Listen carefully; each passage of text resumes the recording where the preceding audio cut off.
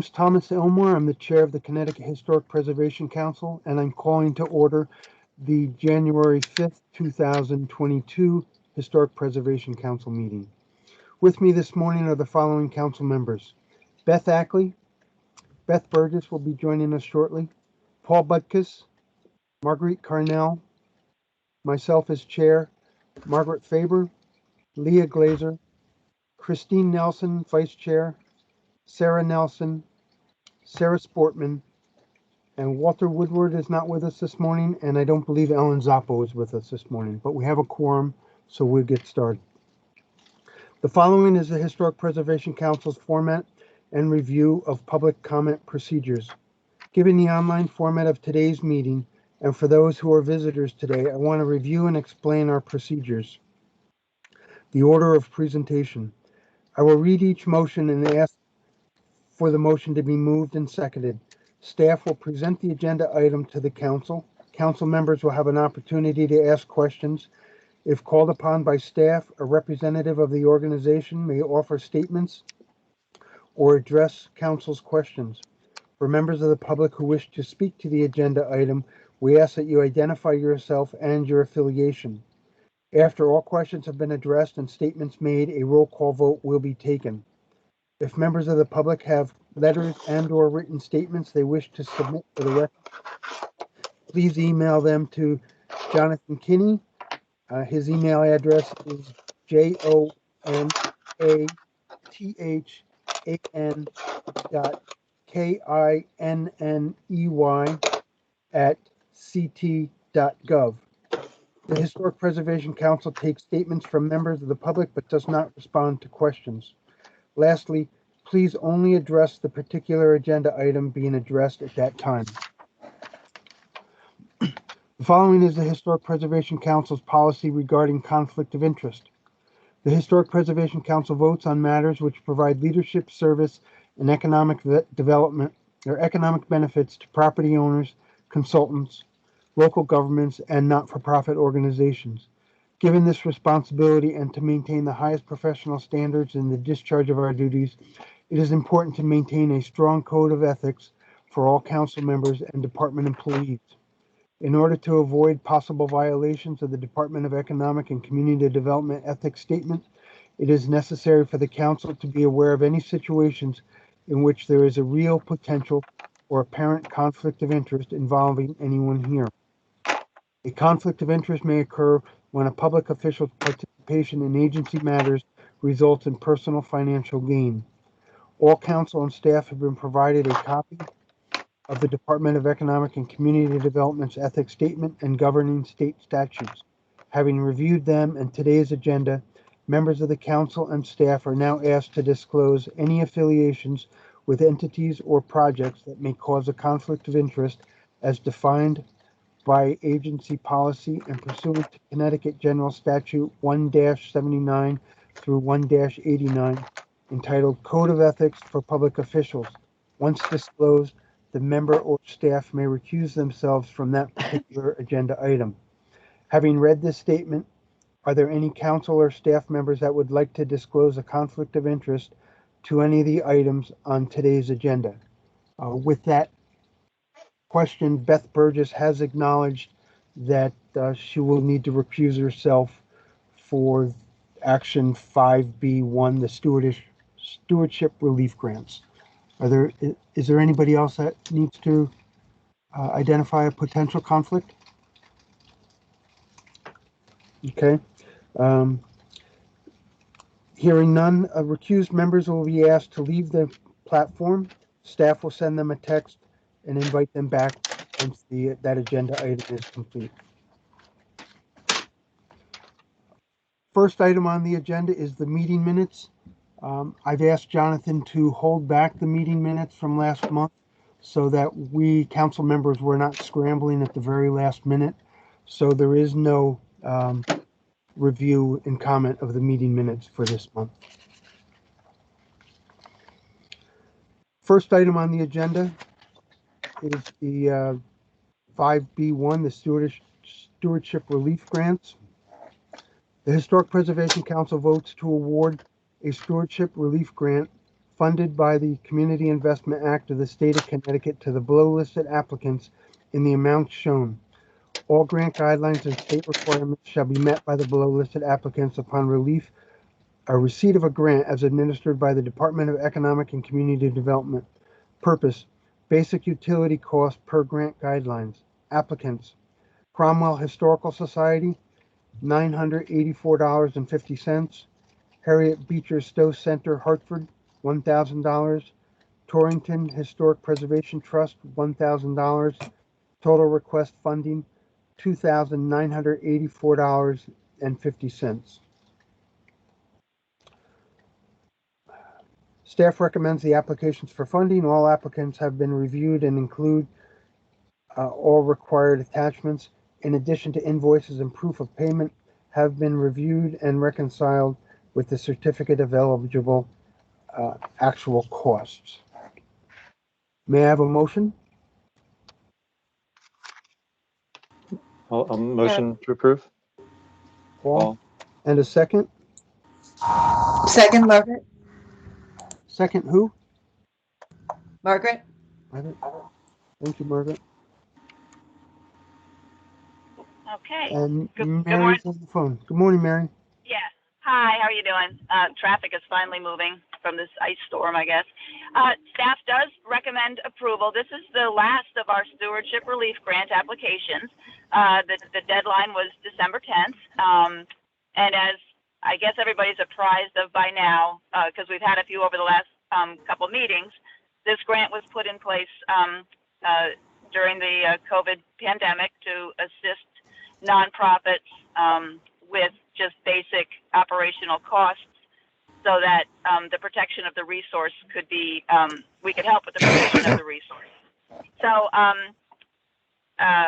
if you have any questions, I'd be happy to answer them, but we do recommend these last three awards. Any questions from council members? Mary, I have a question. Yep. And it just has to do with the categories in which their request for reimbursement. I was caught off a little off guard, so I went to the website and pulled up the grant overview. And what I got out of that description was basic utility costs and regular maintenance costs. So my question to you is, with regard to the Torrington Historic Preservation Trust, how does storage fees for the diner fit into this category? Yeah, and I also anticipated that question. We easement on Ski's Diner as a result of an HRF grant, and the organization has to house it in storage while they're both working on it and finding a new place for it, which I believe is imminent, actually. And so the thought was that without a proper storage, the diner would be vulnerable to the elements. And so we did think that was a reasonable cost. We also include things like insurance, which doesn't sound like it would have a direct relation or fall under basic utilities, but it does help to protect the resource, because if you cancel your insurance, then if there's a catastrophic incident and you can't help pay for it, that's a problem. So we felt that this was the same. Okay. Any other questions from council members? Hearing none, I'll present a roll call vote. Beth Ackley? Aye. Paul Butkus? Aye. Marguerite Carnell? Aye. I will abstain. Margaret Faber? Aye. Leah Glazer? Aye. Christine Nelson? Aye. Sarah Nelson? Aye. Sarah Sportman? Aye. And is Ellen Zappa with us? Okay, very good. Motion carries. Thank you, Mary. That was a great grant. Thanks. Yeah. A lot of people have expressed a lot of appreciation for it. So I thank the council for helping agree to develop it and award it. So thank you so much. Okay, Aaron, how do you want to get into the HRF grants? I see you have a slide on the board. Yeah, so I put the motions on each slide, so I thought we could just read them off here and go through each application if that works for the council. Can I stick to my format by reading the, Absolutely. all right, and that way, and then we'll jump onto the slide here. So first HRF grant up for discussion is 5B2, Historic Restoration Fund Grant, Cornerstone Church, 718 West Avenue, Norwalk, Connecticut. The Historic Preservation Council votes to recommend the award of a Historic Restoration Fund Grant funded by the Community Investment Act of the State of Connecticut to the below listed applicant in the amount shown. All grant guidelines and state requirements shall be met by the below listed applicant upon receipt of a grant as administered by the Department of Economic and Community Development. Staff recommends the application for funding. The applicant, Cornerstone Church in Norwalk, Connecticut. Project, repair of failing roof trusses, repair of crickets and other roof elements, replace of roofing shingles, replacement of lighting protection system, and replacement of gutters and downspouts. Grant amount of $200,000. May I have a motion to bring this to the table for discussion? Marguerite, so moved. And a second? Christine, second. Okay, Aaron. Great, thank you. So this is nationally is on the National Register of Historic Places as part of the Wall Street Historic District. The scope includes structural repairs to existing roof trusses over the sanctuary and south tower. The framing materials are Douglas fir as well as custom steel angles and bolts. It also includes repairs to the existing roof crickets and replacement of the shingles. A structural engineer has completed plans and specifications and a study. They have a construction manager, an architect, and a roofing subcontractor to help guide the project. The repairs are urgent due to the stability of the building being compromised and because of water intrusion. We received a number of council members' questions last night. So after reviewing these questions, the organization will work with the architect and engineer to get the answers to submit to SHPO before going out to bid and starting work. They may not be prepared to answer all of the questions now, but I'm confident with the engineers and architects in place that they will be able to get these answers and perform the work appropriately. Aaron, I guess I would like to hear some of those questions because I did my review on Sunday and I didn't see others' comments in there. Sure. So I put some of the reviews on the screen here. They are largely structural questions.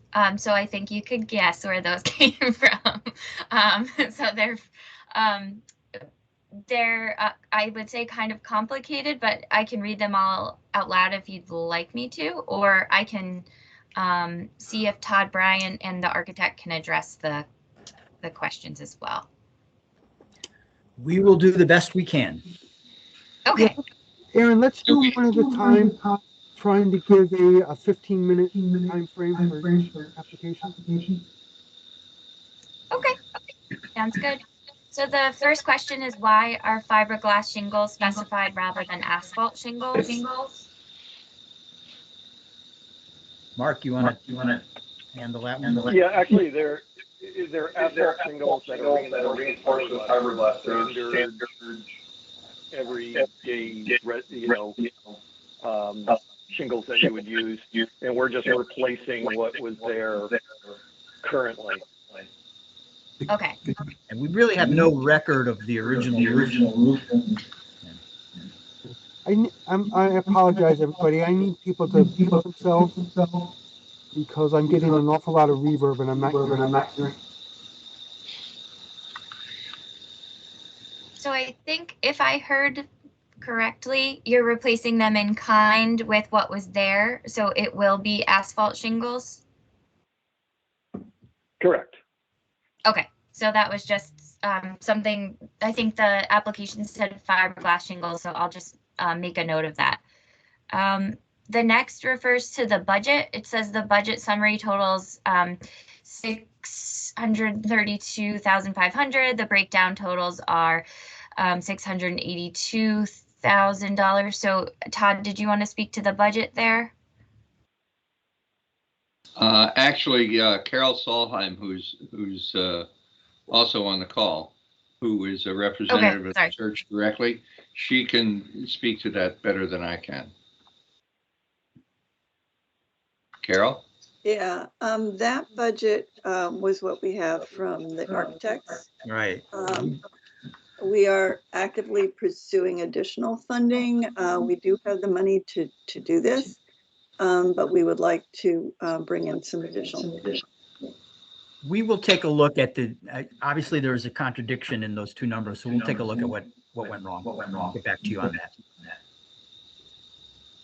Okay, but just for the sake of the motion, the funding request remains the same, correct? It's just the total project cost that. Correct. Correct. Okay, great.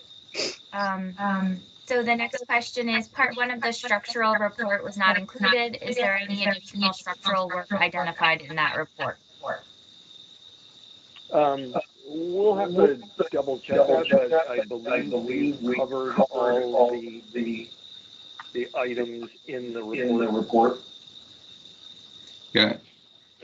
For this part of the project, I mean, this is an 1860 building that's that's had some deferred maintenance over time, and also it had, and you can't see it in this image, but from Hurricane Irene, parts of the sheathing on one of the towers blew off, and we've been working to try to get our act together to apply for this grant ever since then.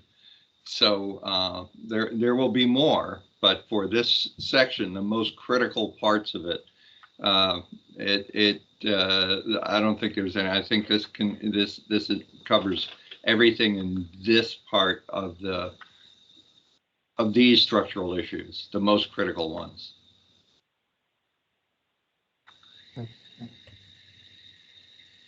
Okay. The next question. But I could also, I can send that part of the rest of the structural report if you like. Okay. Beth, is that okay with you? I can follow up and send it to you.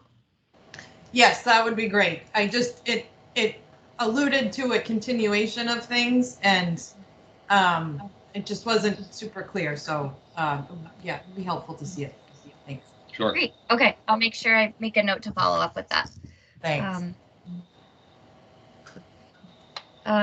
So the next question is, the structural report refers to a specific sequence of steps required to install the roof truss reinforcing. It would be helpful for the drawing to include the sequence to ensure the intended process. So I guess that's less of a question and more just something that we would like tackled before the bid documents are finalized. Yes, we're actually working with the CM and dealing with this specifically. So that will be added to the drawing. Great. Okay. So I'll follow up with that and send it to the council if needed. The truss reinforcement section drawings do not show the relationship of the truss to the ceiling or to the existing trusses. Does the truss reinforcement generally stay within the boundaries of these existing adjacent geometries? Yes, it's all above the ceiling. We're not touching the ceiling. We're staying within the form of the trusses. Okay. The next one, the structural drawings are noted if not for construction. Please confirm that they will be finalized prior to putting the project out to bid. Yes. Great. All right. Section CS 1.2 is the thin plate centered on the web of the T. The 5/16 specified is bigger than space available. This is a bit over my head, but. Yeah, we'll have to review that with the structural engineer and just check it out. Okay. it looks like the new gutters are replacing existing aluminum gutters. Is there any evidence of historic gutter configuration prior to the aluminum gutters? No. Yeah, there are no, photographs that are clear enough. I suspected in 1860 there's no way to know really what was there originally. Okay.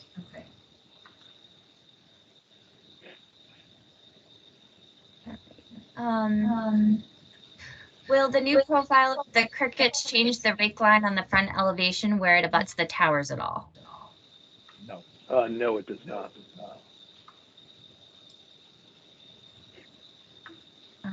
And Beth, if you have any follow-up questions after their answers, just chime in when. Okay, we'll do. You're doing a great job, Erin. Okay. Part 2 of the structural report refers to failures, repairs to the truss below the towers, but no work is shown for the truss in the drawings. Has this already been stabilized? I believe it is referring to a specific truss, which we call the tower truss, and that has been worked on previously and repaired, as well as the north tower was previously stabilized. Okay, so there was some work that was done after the last report and prior to this. Correct. Okay. Thank you. The keynotes refer to the specifications for items such as roofing and lightning protection. Are the specs available for review to get a better sense of these materials? Sure. Right. So that's something we'll need to see before when we're reviewing the bid documents, and I can send those along to the council as well. What is the intended detail for the ridge? Will the roof be vented? At this point, it was not considered to be vented since it's currently not vented, and we weren't adding any insulation or anything to the roof area. Okay, Beth, is that okay with you? I don't know if Paul and Sarah have a thought on that. It's usually you need eave vents in order for a ridge vent to actually function. So if it's which we don't have exactly. Right. Okay. So if you're not letting the air in at the bottom, you'll be drawing stuff down through the top, which you don't really want to do. And I see Sarah's hand is up. I'm just going to agree with what Paul said, and I'll leave my hand up because when Erin gets done with her list, I have one more question. Okay, great. Thank you. The cricket details have been well thought out. Oh, this is just a comment. And the investment of using copper in this area is likely a wise long-term investment. So that was just a little kudos. And so, Sarah, would you mind sharing your question too? Sure. With apologies for this late question. The detail one, the North Tower cricket detail, references a roof de-icing and snowmelt system, which is great and appropriate. I didn't find that the de-icing snowmelt system actually went all the way down to grade, which would be important to do so that you don't have ice building up on the way down. And I just wanted to ask if that was covered. The de-icing is underneath the crickets to make sure that the crickets do not back up. I understand That's that, what you're referring to. but then the liquid water that comes off of the crickets in the winter, the path down to grade would also need to be free and opened, so heat protected going down. Going down to the gutter, you're referring. And from the gutter down to grade. To heat the path all the way down to grade through the gutter? Through the downspout, Right. right, Sarah? Right. Yeah, exactly. So that all this water that's coming off the roof, as you've designed it to appropriately, actually doesn't freeze up in the gutters or in the downspout. Just say yes. Okay, I Okay. think we'll have to review that one to see what, how to even. Yeah. We'll take a have to good take look. at We'll that. take a good look at that, Ms. Nelson. We haven't done it in the past, but we're open-minded to look at how to make sense of that. Thank you. You It's bet. something that we discovered in the years in the field. Okay, thank you. Are there any other questions from council members? No, hearing none. Aaron, you feel comfortable? I guess Aaron and council, do you feel comfortable that we proceed with a vote, a roll call vote? Yes, I do. I think they have a good team in place. Okay, sounds good. I'll do a roll call vote. Beth Ackley, Aye. is Beth Burgess with us yet? I am. Aye. Aye. Welcome. Thank you. Paul Butkus, Aye. Marguerite Carnell. Aye. I will abstain. Margaret Faber, Aye. Leah Glazer. Tom, this is Jonathan. Leah just messaged me that she had to step out of the meeting. She anticipates being back about 10:30. All right, very good. Thank you. Christine Nelson, Aye. Sarah Nelson, Aye. Sarah Sportman, Aye. and is Ellen Zappa with us yet? Very good. Motion carries. Congratulations. Thank you very much. Appreciate it. Next I item was on the muted. agenda. Right. Next item on the agenda is 5B3, the Historic Restoration Fund Grant. Can people please mute their mics? I'm getting an awful lot of reverb here. Thank you. Next item on the agenda is 5B3, the Historic Restoration Fund Grant, Killingworth Congregational Church, located at 273 Connecticut 81, Killingworth, Connecticut. The Historic Preservation Council votes to recommend the award of the Historic Restoration Fund Grant funded by the Community Investment Act of the State of Connecticut to the below listed applicant in the amount shown. All grant guidelines and state requirements shall be met by the below listed applicant upon receipt of a grant as administered by the Department of Economic and Community Development. Staff recommends the application for funding. Applicant, Killingworth Congregational Church, Killingworth, Connecticut. Project, rot repairs to exterior cornices, trim, door surrounds, and other features, painting of exterior sanctuary, repair of 34 windows, repair of 4 front doors. Grant amount, $39,700. May I have a motion to bring this to the table for discussion? Marguerite, so moved. And a second?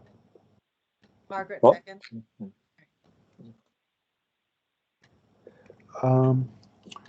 Deborah, gonna give the second to Margaret Faber. Got it. Thank you. Okay, Aaron. Thank you. So this is a property listed on the State Register of Historic Places. This is phase 2 of a multi-phase restoration of the building. The first phase was funded by an HRF grant and included repairs to the belfry structure and carpentry repairs. The first phase was for $47,000 and a 10-year easement will be placed on the building. Because the first project was competitively bid, the church may use the same contractor for this phase of the work, which includes rot repairs, painting, window repairs, and the restoration of 4 doors. The rot and peeling paint are apparent and need to be fixed before water damage occurs. And one thing that was noted is that council members would like to see additional photos of the windows, so I'm happy to provide those as follow-up. And we only received 2 questions last night from council members. Those if you'd like. Well, let's start with Beth Ackley. I see her hand is up. I was a little tardy on my review, so I added a few more comments this morning. Do you want me to read those off or? Sure. Yeah, okay.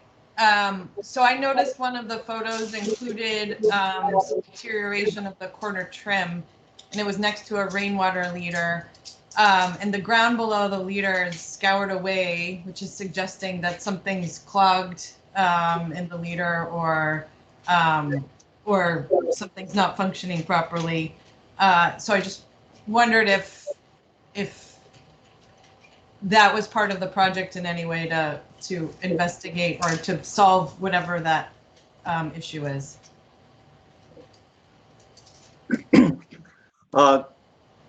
Yes, David Gross here with the church. Absolutely. Everything from the now completed steeple and belfry area down to the ground is going to be gone through. Gutters, downspouts, and so forth. Everything, the stone foundation is in great shape. So anything above that, right up to the belfry, we're going to go through. Okay, great, thank you. And I don't know, well, I guess the follow-up question to that is, you had received a quote, it looks like, from your contractors from phase one. Have you built into that, since it sounds like there's quite a bit of, items or scope that will be investigated on the fly? Is there any mechanism for allowances or anything that you've worked with them on that? Yes, our intent was to make all the windows functional and safe. Some open, some don't, some won't stay open, that kind of thing, to make them functional and safe. And the same with the front doors. We realized that the cost of totally rebuilding the windows and doors in kind would be astronomical. So in reviewing it with the contractor, we asked him to include the cost. He went through and tried the windows, most of them, and so forth, definitely the front doors, and asked him to include what will it take to make them functional for the next 50 years without actually replacing them in kind. Okay.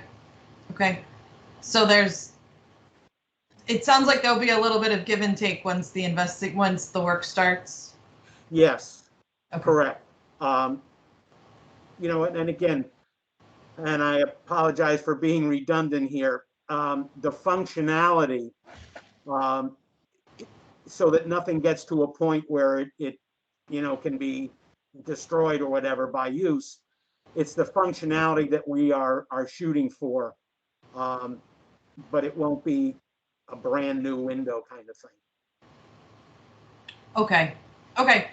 And then I have two more little questions. One of them, so the contractor in their quote did add some of the materials that they proposed to be used, but there were other materials that weren't necessarily in there, and I would, at the rest of the council's agreement, if they do, suggest that some of those materials, it would be helpful to just as in the process of bidding to submit those, so that SHPO knows, for example, the type of epoxy consolidants and nails and caulk and stuff. A lot of times that's specified by an architect. So just to make sure that those are compatible materials with the historic fabric. Absolutely. Be glad to have the contractor delineate that in detail. And whatever he omits, we will certainly get him to put in.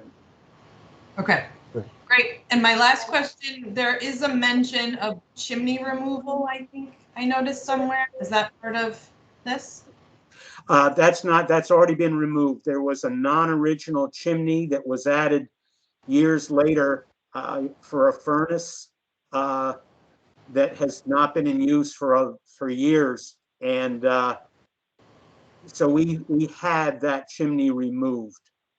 And we just want, so that when they do the total shell, we wanted that out of the way so that any repair that's necessary there can be taken care of to put what was original behind the chimney back in place. Okay. All right. Thank you. That's all I have. Great. Sarah, I see your hand is up. Thank you, Tom. And this is really tagging on to what Beth mentioned in terms of the materials and the specifications. Comment that I had was specifically with regard to replacing the wood in kind, which is a statement.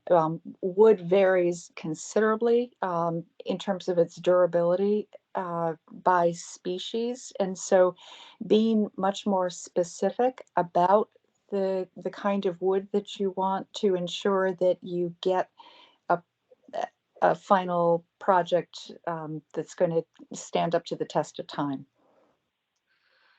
Excellent. We will submit an addendum, if you will, to the scope of work that is much more specific on, again, epoxy, nails, the kinds of materials that will be used, and ask them to specify the wood types as well.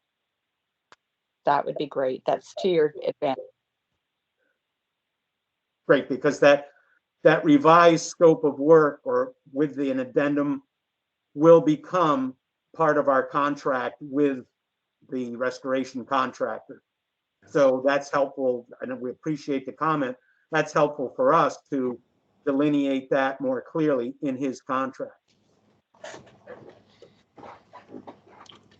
Sarah, any other questions? That was All right, thank you. Marguerite, you had your hand up. It's not up anymore. Or Margaret, I'm sorry. Yeah, no, my questions have been answered. Thanks. Okay, great. David, don't be offended by the questions from Beth and Sarah. You know, they're bringing multiple years of experience on historic buildings to the table. So it is to your benefit for that level of detail that they're asking for.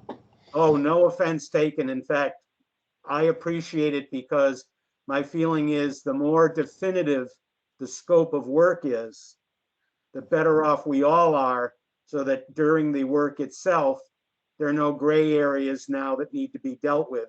So the more definitive we can be up front, we're happy to do it and appreciate the input. Great. Any other questions from council members? Hearing none, I'll take a roll call vote. Beth Ackley, Aye. Beth Burgess, Aye. Paul Butkus, Aye. Marguerite Carnell. Aye. I will abstain. Margaret Faber. Aye. Leah's probably not here. Christine Nelson, Aye. Sarah Nelson, aye. and Sarah Sportman. Aye. Very good. Motion carries. Congratulations. Thank you very much. It's been a pleasure working with Aaron, Mary, and all of you, and we appreciate it. Look forward to going forward. Good. All right. Next item on the agenda is 5B4, Historic Restoration Fund Grant for the Lime Art Association, located at 84 Lime Street, Old Lyme, Connecticut. The Historic Preservation Council votes to recommend the award of a Historic Restoration Fund grant funded by the Community Investment Act of the State of Connecticut to the below listed applicant in the amount shown. All grant guidelines and state requirements shall be met by the below listed applicant upon receipt of a grant as administered by the Department of Economic and Community Development. Staff recommends the application for funding. The applicant, Lime Art Association, Old Lyme, Connecticut. Project, replacing existing skylights, replacing existing ley lights, and adding installation to the attic. Grant amount, $200,000. Just for the record, a minor correction was made to the item for the proper name. It was originally identified as Lime Art Academy, and it's been corrected to Lime Art Association. May I have a motion to bring this to the table for discussion, please? So moved. Beth Burgess. Marguerite, second. All right, Aaron? Thank you. I'm just pulling my notes together. Okay, so this is a nationally registered listed property. The project includes replacing the 100-year-old skylights, replacing the uninsulated ley lights, and adding bat installation. This follows the advice of a conditions assessment and an architect that is currently engaged in the process. The architect was selected through the SHPO survey and planning grant process. Additional questions from the council will be answered by the organization in consultation with their architect. They plan to submit additional drawings and as well as the results of their survey and planning grant in February. SHPO has seen the preliminary work by the architect and will work closely with the organization so that they can start soon after the final report comes in, because as you can see, the ley lights are failing and there are numerous leaks. And then I did get 2 questions from the reviewers last night, so I can read those off, but it looks like Margaret has her hand up too, so. Go ahead, Margaret. All right. So mine's question number 2, and I'm just seeking an answer to it. I'll just read it off to you. Is it impossible to repair the existing skylights and ley lights? Are they original to the building? And will the new skylights, ley lights be identical in appearance from the interior for the ley lights and the exterior for the skylights?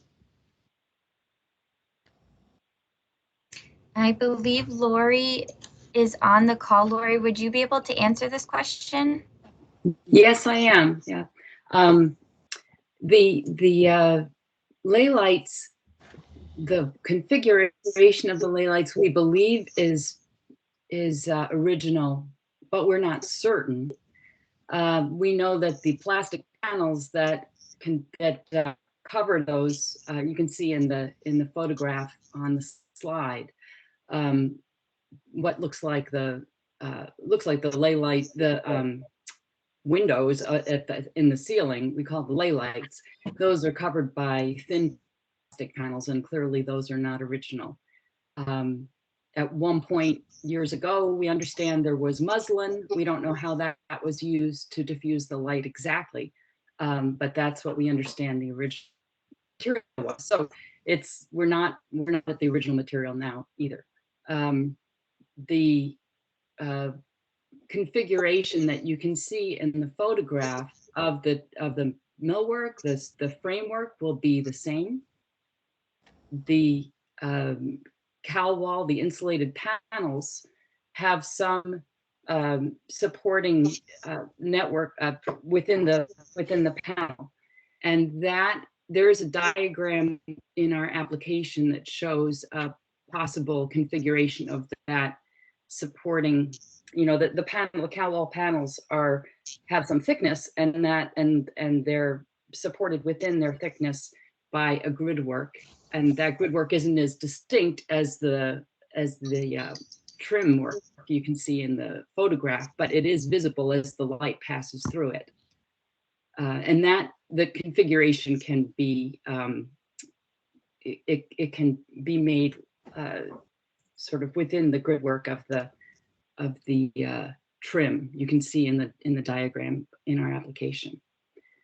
The skylights, the galvanized framing appears to be original. The panels, the glazing itself, there may be 1 or 2 pieces that are original. They're all different. They have some chicken wire within the glass in some cases. Sometimes they're clear. So clearly they've been replaced over the years. And the main problem is that it's failing. We've done, all through the history of the building, there have been repairs to the skylight system, and they're now failing pretty much uniformly around. We have not been able to. It's kind of like whack-a-mole, and we're missing the moles. They're leaking in many places. Okay, thank you very much. Thank you, Lori. Paul, I see you have your hand up. Yeah, yes, mine was the other question. My concern is about the subdivisions within the cowl wall panels themselves. I kind of liken it to taking a 12/12 window and sticking it in a Victorian house, where you have, a 1/1 or 2/2. So the main grid structure, which is likely a result of the size of the plastic panels that were installed after the muslin was replaced, we're now going to get a further subdivision in that ceiling. So we're probably going from what was potentially a large kind of even surface to what looks like a 2x4 ceiling grid for the existing set-in plastic panels, to an even further gridding within each of those panels, which really changes the character of the space. Lori, do you have any historical photographs of the inside and also of the outside of the skylights? We do. The historical photographs of the inside look very much like what we have now.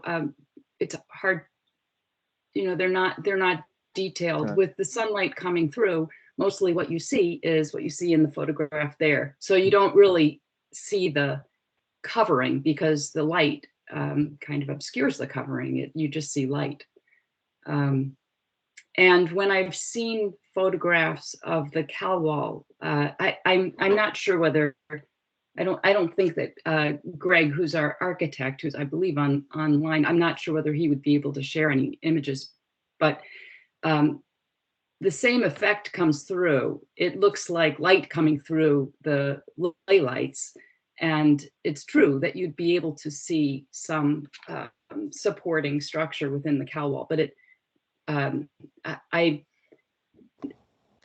as you can see in that image, the main effect is that you've got daylight coming in through the ceiling. Yeah. So granted, it will look different, but we will be able to maintain the space more efficiently. And actually, if in our application, we pointed out that climate control is extremely difficult in this space. It's got no insulation in the roof and ceiling, and we've got the greenhouse effect during the summer and heat escaping immediately in the wintertime. So I guess I'm pointing out that there's a somewhat of a compromise that we don't think is going to change the character of how you see that space as you see it in the image. Okay. Sarah, I see you have a question.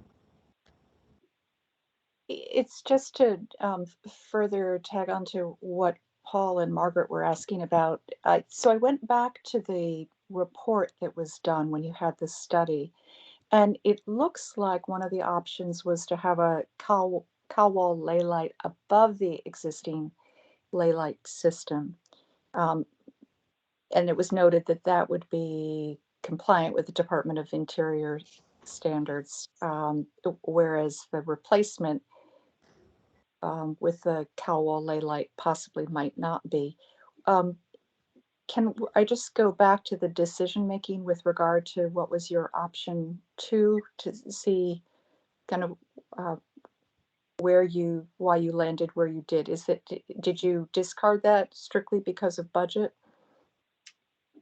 The lay lights will be set in the existing frame. The cow wall will be set in the existing frame. They won't lay on top of the existing thin plastic sheet. That will be removed. So I understand that. The description of the system, and perhaps if your architect's on the line, they can just speak to that, of this system in being installed above the existing lay line as opposed to within it. I think there's just a matter of confusion of how that was written. I think we were always just going to, originally we had suggested creating a brand new lay light system to match the existing lay lights. We got some feedback from SHPO, talking about trying to keep I'm Greg Nucci, by the way. Hello, everybody. Trying to keep the existing historic fabric in the frames of the existing lay light system, of which we are. We have been working with CalWall and to try to mitigate some of the grid concerns that is inherent to their product. Their product has a grid in it. And it seems to be the best situation for providing any R value whatsoever up there. So their grids are limited to sizes that we can provide. And I believe you have a drawing. I don't know if Lori shared it with you about what the existing ley light configuration is, as well as the proposed grid working with the same proportions of the existing grid. So although Yes. I think for the primary visible aspect of the grid will be what's underneath is the structural grid, you will still have a grid that's inherent to the CalWall system, but you know, we've been working with them to try to maximize their spacing, and that drawing that I prepared is what they're capable of. We've tried to look for alternative glazing systems, but all of them have inherent grids or don't provide any real additional R or U value. So I can, if you need to look at photographs of the attic or any of those things, I can certainly share those with you. I have them available. I think both Sarah and I are both concerned about the material that you actually see as that ceiling plane from the ley light system is going to be different. And you know, there is that inherent grid within the CalWall panel itself, and determining where you're putting your insulation layer, whether it's right at the ceiling surface or if it's within the attic or if it's up at the skylight level itself. That's what's determining how prominent that material visibility is going to be. So I think Sarah's question was whether or not that insulated, layer was somehow, above the ley light plane, so it's not what you actually see, and you're maintaining more of the existing ceiling treatment for that ley light, and also the issue of the light transmissibility of the CalWall system compared to what you currently have, and if that's going to affect the need for supplemental illumination, and how much it's going to change from the current light levels.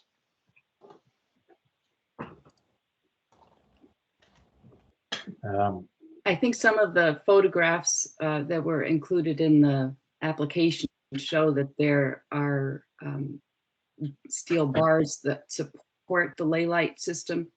So being able to put an additional ley light system across and suspended above the ley lights that are there, it's complicated, would be yeah, if you there might be a photograph of the attic itself which would show those big bars that suspend the ley light framework.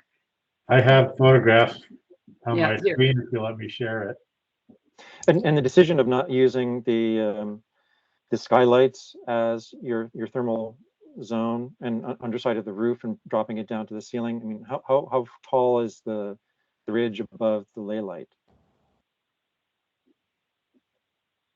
It's probably 10 feet, 8 feet at the ridge. So you're just trying to get that thermal envelope as close to the inhabited Yeah, space so as possible. we looked at it both ways. One, insulating the horizontal plane, or the other trying to insulate above. And if you look at that photograph there, there's all kinds of tension rod structures that's attached to the timber frame, and we really didn't want to mess that up at all, because it's really kind of unique to the building. It's, it is a lot of historic fabric that's there, even though you don't necessarily see it from the gallery space. So, and insulating around all the beams, it just became a very complicated endeavor to insulate the sloped areas and the skylight. So we thought the better solution would be to insulate the horizontal plane, and looking for products that would work in the existing ley light configuration. The CalWall product seems to be the best solution for that. all we can say is we can continue to work with CalWall to kind of help them stretch their imagination as far as trying to eliminate some of the grids, but that's what the product has, and if you think about the original glazing system, right now they're just little pieces of Lexan plastic. They're effective, but I don't know that those were necessarily original to the system either. They're obviously put in the 60s or something like that, it looks like. So. Beth, I see you have your hand up. I do, and this photo that Aaron has up is the perfect background for my question. It's a structural one, not surprisingly, but I see the roof structure being trusses, which are partially timber and with some rods. Yeah. It's not clear if those were all original or if maybe there was some reinforcement done there. But my comment is, the CalWall system will almost definitely be heavier than the current glazing, if you will, and the lay light, and certainly the previous muslin. And so the comment is, have the trusses been checked for that heavier weight?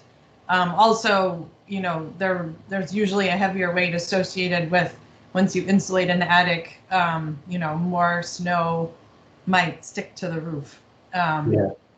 So just an all-around just structural check, and then obviously, if whatever the new system ends up being, how will it be supported on the trusses? And wasn't there also a walkway, a wooden walkway going in as well? That was a catwalk that was to get from one side of the building that was going to be constructed along the perimeter side of the. It's difficult enough to get through the space Sure. with all the rods, tension rods, and everything. So. But that by again is adding extra weight. Yeah, by adding some insulation, we were still trying to provide a way to get from one end of the attic to the other safely. As far as the structural capacity of it, we have a structural engineer on board. The CalWall panels themselves are relatively lightweight. I don't think that they're going to add an exorbitant amount of weight to the system. So, but we will verify that with our structural engineers and make sure it's pretty well built up there, as you can see. So. Okay, that sounds good. Thank you. Are there any other questions from council members? All right, seeing no hands up, I'll take a roll call vote. Beth Ackley?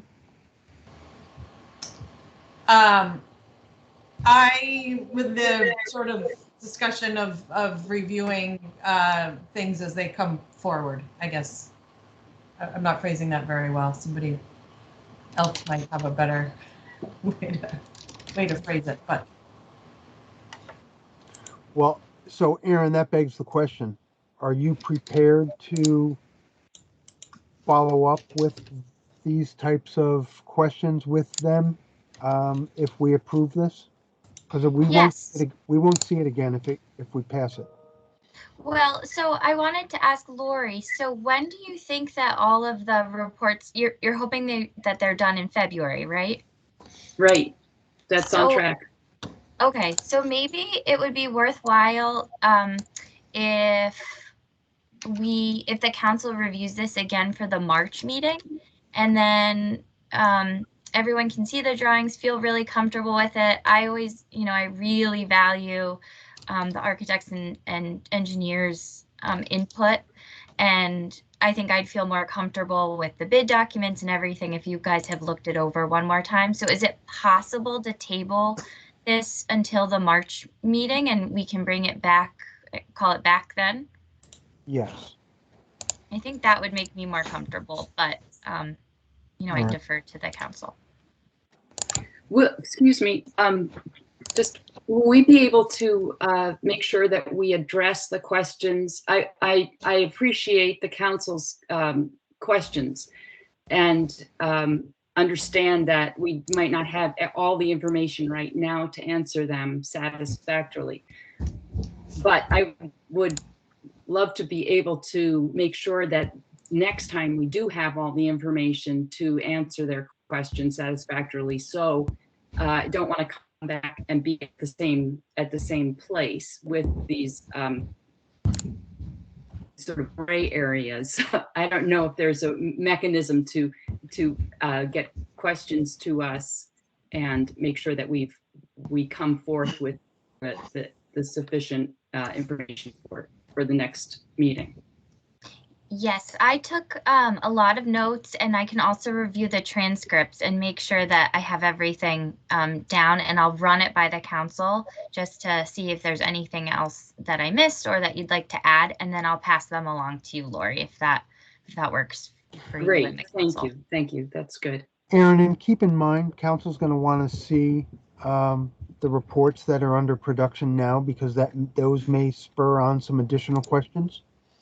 So with that, I see a couple council members' hands are up. Now, Christine Nelson, I see your hand is up. I was just curious if under the SurveyMonkey form, if the applicants can see the council's questions.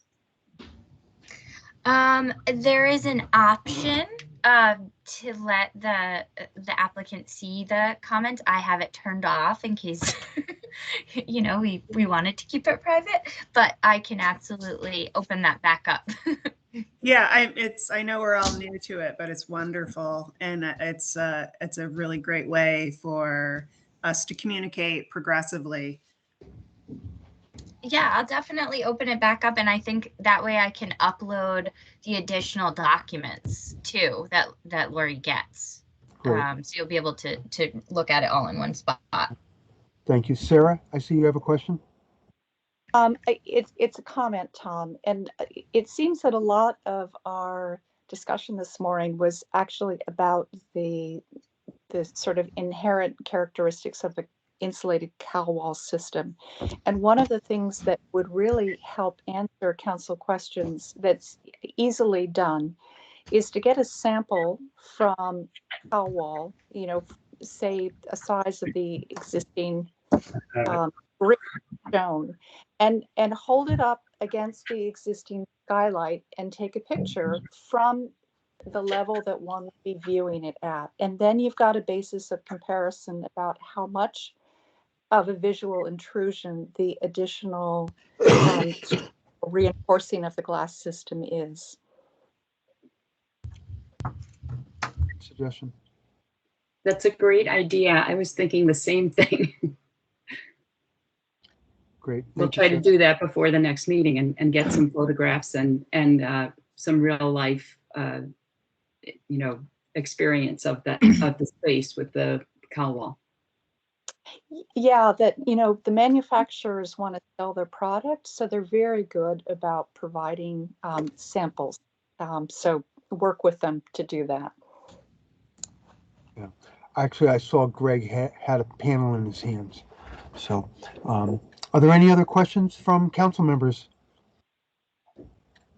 Okay, hearing none, may I have a motion to table this until the March meeting? Oh, Sarah?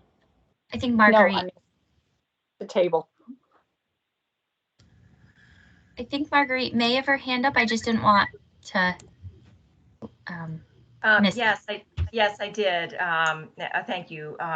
Oh. So while this discussion has been happening, I've been looking at the CalWall website to see what images that they have, to see if I could really understand how prominent the internal grid would be. And it's quite prominent, at least as the photos on the website show, in many cases, but not all. And you know, I think something we need to consider is that, you know, it will appear different in changing light conditions. But the larger question is really, what is the SHPO's view and what is the council's view on this product meeting the Secretary of the Interior standards? And if it's determined that it does not meet the Secretary of the Interior standards, then what options does this applicant have? Because they clearly have a problem. So I like the idea of being able to have a more open discussion, whether it's on the website, you know, amongst our comments, or to have a more substantive discussion in the next meeting about, you know, what the options are for applicants such as this. It's a worthy project. You know, really do support it. I do have concerns about this product, but I don't know that there are really any other options. And so I want to ask the question, what other options are there for the applicant?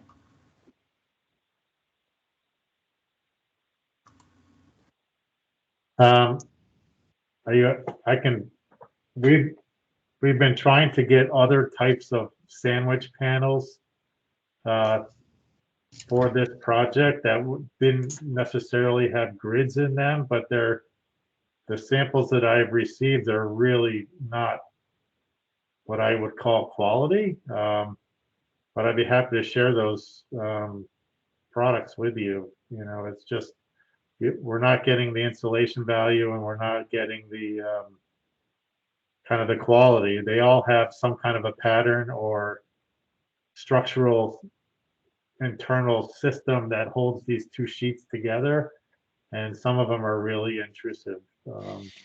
So CalWall seemed to be the best fit for the project, and we've been looking for, you know, 6 months to try to come up with some other product that you know, would address these concerns, because the grid is it does come with the grid, so the CalWall product. So, but we have not found anything performance-wise nor structural-wise that seem to be helping. And you can see from the photographs, this building, you know, it's a year-round building, but it's got a centered, you know, a heat chimney that just you know, goes right through the existing lay lights, right through the skylights. And so, you know, I think you're right. They're, you know, finding something that is highly light transmittance and also provides some insulation value is difficult in this situation, but the CalWall product seems to be the best solution that we have found so far. So maybe there's others, but you know, we have not found them, and we've been looking. So Greg, that's great. Sarah, I see you have your hand up. Just one further thought to throw out for Greg. Is there a possible hybrid solution that actually involves the use of the CalWall system that you've judged to be the most thermally effective for you, but also combining it with a appropriate fire retardant fabric that duplicates the muslin in sort of on the viewing side of it, so that you're actually going back to the appearance of the muslin and concealing the grid in the CalWall?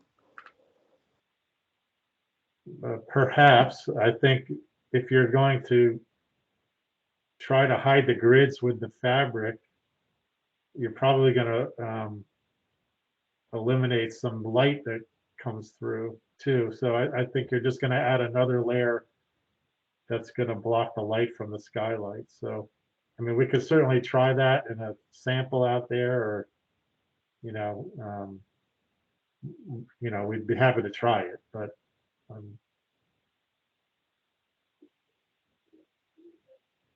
you know, I wish the CalWall product had no grids in it, because it'd be perfect, but it's a structural panel, so that's what we've got to work with.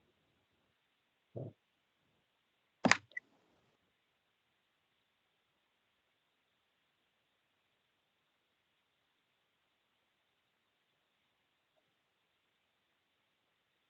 Tom, you're on mute. Thanks, because my puppy came down. We're hearing a lot about the Secretary of the Interior standards, and you know, we work hard to meet those. Can I put the burden on you and staff to make a decision on the CalWall, on whether or not that's going to be acceptable? Because if it's not, then we have them come back in March and they're no further ahead than they are now. And, Right. you know, we want to keep things moving for them. We're not obstructionists here. So with that said, another question for council. They're finishing up their reports in February. Theoretically, they'll be available so that we can review things for the March meeting. Is council comfortable with tabling this for 2 months? Giving them some time for the photographs, determination of the Secretary of the Interior standards, and completion of the reports? Yes? I think it's No? in there. Okay. I'm comfortable with that. Is that enough time on your end, Greg? Yeah, sure. Yeah, it's fine. Christine? I'm thinking about the deferring the decision as to whether or not the structure is compatible with the Secretary of Interior's standards to staff. If we're going to do that, I think that we ought to have that decision sooner than later. So maybe continue this to the February meeting for a conversation about that, just in case the applicant needs to look for something different, some interim guidance. Okay. Who would like to make a motion then to table this until the February meeting? And that meeting is February 2nd. I'll make it. I'd like to make a motion to continue item, what are we on here? B4. 5B4. 5B4 to the February meeting. So moved there. I'll And a second. Okay. Oh. Just a second, just making some notes here. Hi, Greg. Hi, Christine. How are you? I'm great, thanks.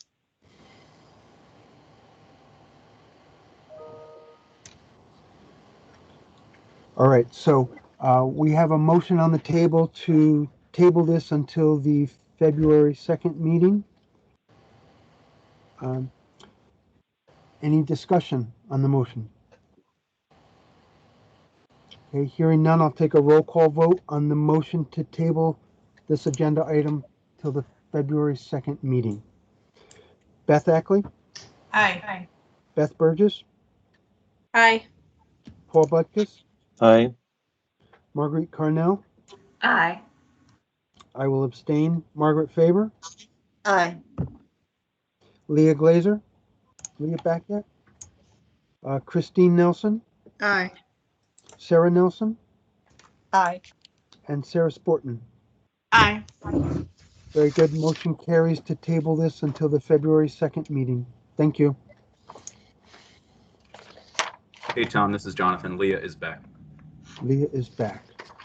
Great. Yeah, I was gonna just abstain since I missed most of the conversation, but I'm back now. All right. I will just mark you down as abstain then. Thank you, Leah. Okay. Deborah, did you get that? Got it. Thank you. Very good. Thank you. Next item on the agenda is 5B5. Historic Restoration Fund Grant, Pine Orchard Chapel, located at 25 Chapel Drive, Branford, Connecticut. The Historic Preservation Council votes to recommend the award of a Historic Restoration Fund Grant funded by the Community Investment Act of the State of Connecticut to the below listed applicant in the amount shown. All grant guidelines and state requirements shall be met by the below listed applicant upon receipt of a grant as administered by the Department of Economic and Community Development. Staff recommends the application for funding. Applicant, Pine Orchard Chapel, Branford, Connecticut. Project, upgrade and conceal interior building wire and move the electrical panel. Millwork and lectern restoration and cleaning. Wood ceiling repairs and restoration. Installation of attic fan. Attic and cupola access and restoration. Entry vestibule restoration. rear stair handrail replacement, floor refinishing, fire alarm upgrades, bathroom repair and upgrades. Grant amount $111,000, $111,837. May I have a motion to bring this to the table for discussion? So moved, Margaret? And a second? Marguerite, second. Okay, Erin. Thank you. So this is a Nationally Register listed property. This is phase 3 of a 3-phase project. At the end of this phase, if this work is approved by the council, a 60-year easement will be placed on the building. This phase will focus on finishes, electrical upgrades, and smaller restoration of decorative building fabric. They appropriately focused on structural repairs and sealing the envelope before addressing these smaller projects. There are engineers and architects actively engaged in the project, and the organization has worked closely with our office through each phase, as well as the tax credit application process. There were a number of questions that came in from council members, and Jennifer and the architects from Pine Orchard Chapel got them all answered to me this morning. So I put together another slide with each question answers, and they even got drawings to us. So I can go through one by one, but we can start with questions that the council members have first if you'd like.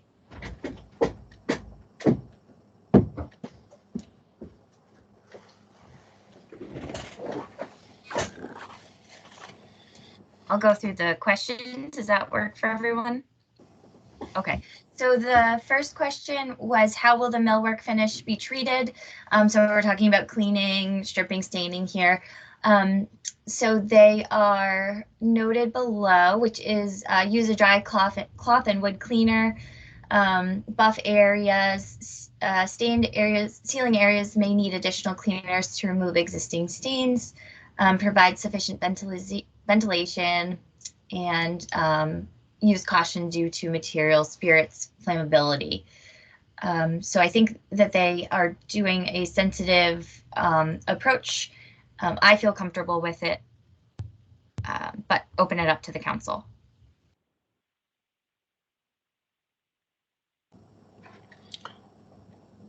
I see a And a thumbs up. thumbs up. Any other questions? No? Okay. So let's see. It would be helpful to see a photo or section through the existing vent. Will the vent be sealed to the exhaust fan to ensure air is drawn from below rather than the attic? And so you can see the drawing here, which is a section view from the north side of the building. I think this was from Beth, so I just wanted to double check that this drawing was helpful, and I can also email it to you if it's too small on the PowerPoint. This is good and helpful to understand, you know, the path of ventilation. In addition to that, you know, I know from personal experience, sometimes marrying a exhaust fan to an existing frame or grill can be a little challenging. So I mean, we don't necessarily need to know the specifics, just that's being considered, and it might be something that'll be figured out in the field, but just a little bit on that would be helpful. Okay. And I believe their architect, his name is Joe Steepot, is on the call. If he has any anything to elaborate. Oh, right here. No, nothing to elaborate. It's a very simple system. What was originally in the building was a monitor up on the roof, which had long gone, and so it kind of is just a very simple system to bring the hot air out of the building.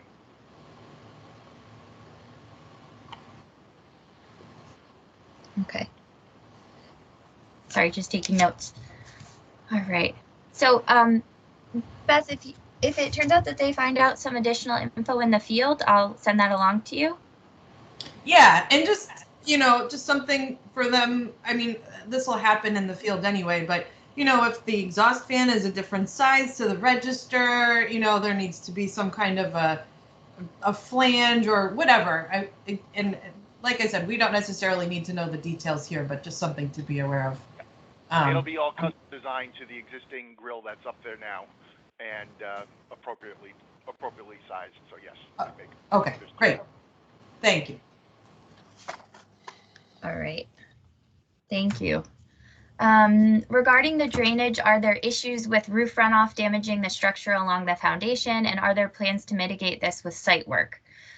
So the answer was that the roof runoff has had little impact on the foundation over time because the extended roof eaves bring the drip line of the roof outboard of the building. In addition, the chapel sits up on piers, so roof runoff is unlikely to damage the structure along the foundation. The immediate perimeter of the foundation will be graveled with planted raised berms just beyond the gravel, as was originally there. Beth, do you feel comfortable with that drainage setup? Yep. Thank you for the background on that. That sounds great. Awesome. So just kudos that this is the third and final stage. Is it necessary for the floor structure to comply with modern codes? In phase one, when we lifted the building to make necessary structural repairs, we took the opportunity to reinforce the existing structure with an additional carrying beam, which now brings the floor loading capacity to current codes. So I think that was already taken care of. But I think maybe that was Margaret's question. So do you feel comfortable with that answer, Margaret? Oh, I think you're on mute. Sorry, yes, I feel comfortable. I didn't know, I got confused as to what work had been done already, I guess, because the same question, the next question is taken care of as well. So thank you. No problem. Okay, so we'll knock that question off. And then, okay, so how do the modern utilities detract from the building aesthetic, and how could that be rectified? So it looks like there are no modern utilities visible from the exterior of the building. The building does not currently have heat or air conditioning. There is a water meter that was moved from the front to the rear. Also in phase one, they removed the aerial electrical service that connected at the northwest corner and buried it to provide a more pleasing facade. So it sounds like they're doing everything to be, I don't know if you need me to read it all here. No, I read it all. Okay, yeah, I didn't want to be. Thank you so much. It sounds like they're very sensitive, and they're even doing upgrades to try to hide some of the things that are visually, not appealing. So we're confident they're doing the right things there, and they do run everything by our office. They've been really wonderful to work with. So, and then the final question: will they be paying for the exterior lighting and site work directly? And the chapel is paying for that. And non-reimbursable site work. Okay. Great. Are there any additional questions? Paul, I see your hand just went up. Yes, I was just wondering if there was any discussion about making an accessible bathroom. What's currently there is incredibly small. And actually the budget line item for that seemed a little bit high, given it was changing out the toilet and the sink and patching a little bit of wall. But had there been any discussion about ADA compliance for bathrooms and getting into the building? Jennifer, did you? Oh, okay. I think Jen would, if Jen wants to answer, yes. Hi, I'm Jen Anaskovich, board member with the chapel. I'm actually going to kick it back to Joe Seapot, our architect. I will say that the powder room sits directly off the entry vestibule. And so without significantly reconfiguring the entryway, it would be, I think, close to impossible to make that powder room larger. But Joe, I think you've considered the accessibility issues of the entire building as well. So I'd be glad if you wanted to add to that. Yes, and you explained it very well. As you enter the building, the powder room is off to the left. To expand that would be expanding into the actual entryway of the building. So what we've done is we've made as many provisions as possible. The toilet is at ADA height. We have put in a smaller lav in there to allow for as much flexibility and movement as possible, but really it would take a major renovation to make that an ADA compliant toilet room. Thank you. Any other questions from council members?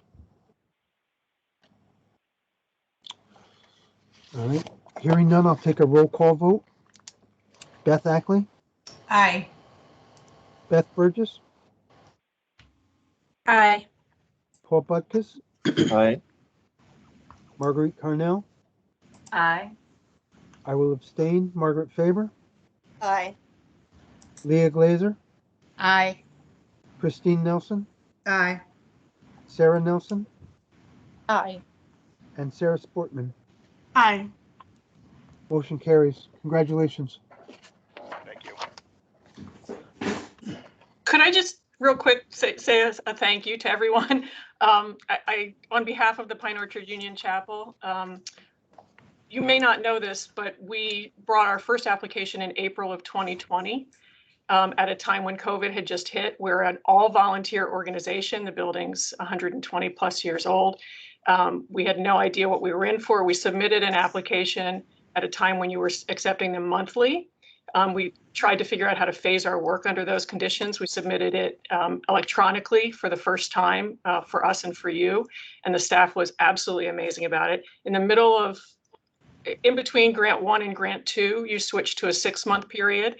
We submitted then, and then under $100,000 grant limit. And then in between 2 and 3, you switched to a $200,000 grant limit and a new application format. And every step of the way, Aaron and Mary were absolutely amazing. Behind this application and behind the 3 applications, there were so many calls, so many conversations. We went back and forth and back and forth and back and forth on putting air conditioning in versus venting and how to keep the building pristine and beautiful and still meet use needs. And I just want to say that on behalf of our board and our organization, this project would not have happened without these grants. The entire project's going to cost in excess of $800,000, and we were able to raise $500,000 of that from our local community of 400 households during COVID under the most extremely challenging periods of time. And the entire project has brought our entire community together around it. And it's been a pleasure. So I just want to, that's a very long thank you, but I just want to really express our thanks because it would not have happened without the state and without this grant process, and particularly without Erin, who has been amazing. So thank you. Oh, and one other thing, the very first meeting I had with Erin was almost the first Zoom meeting she was on, and she had a brand new baby strapped to the front of her in a baby Bjorn so that we could get the project kicked off. So it's really been kind of amazing. So thank you. Aw, thank Jennifer, you. that was very nice, Jennifer. Thank you very much. We all appreciate it. Next item on the agenda is 5B6. The Historic Restoration Fund Grant, Southington YMCA, located at 29 Hines Street, Southington, Connecticut. The Historic Preservation Council votes to recommend the award of the Historic Restoration Fund Grant funded by the Community Investment Act of the State of Connecticut to the below listed applicant in the amount shown. All grant guidelines and state requirements shall be met by the below listed applicant upon receipt of a grant as administered by the Department of Economic and Community Development. Staff recommends the application for funding. The applicant, Southington YMCA, Southington, Connecticut. Project, stabilization of the partially collapsed foundation wall at the south side of the west wing. Grant amount $50,000. May I have a motion to move this to the table for discussion? Marguerite, Nelson, so moved. Okay, once again, I heard 3 voices. Somebody? Sarah Nelson. I'll move it. And a second? Margaret, I'll second. Thank you, Margaret. Okay, Erin. Thank you. So this property is listed on the National Register and was kept from demolition after a SEPA case was brought forth a number of years ago. A site visit was made in March just before the pandemic began. The structural repairs are urgent and were very apparent then. The organization, in collaboration with volunteer Nina Caruso, who's a local resident and also an employee at Kroski Architects, is committed to managing the process. And just to comment on their budget, they did obtain 3 informal quotes to base their budget request on.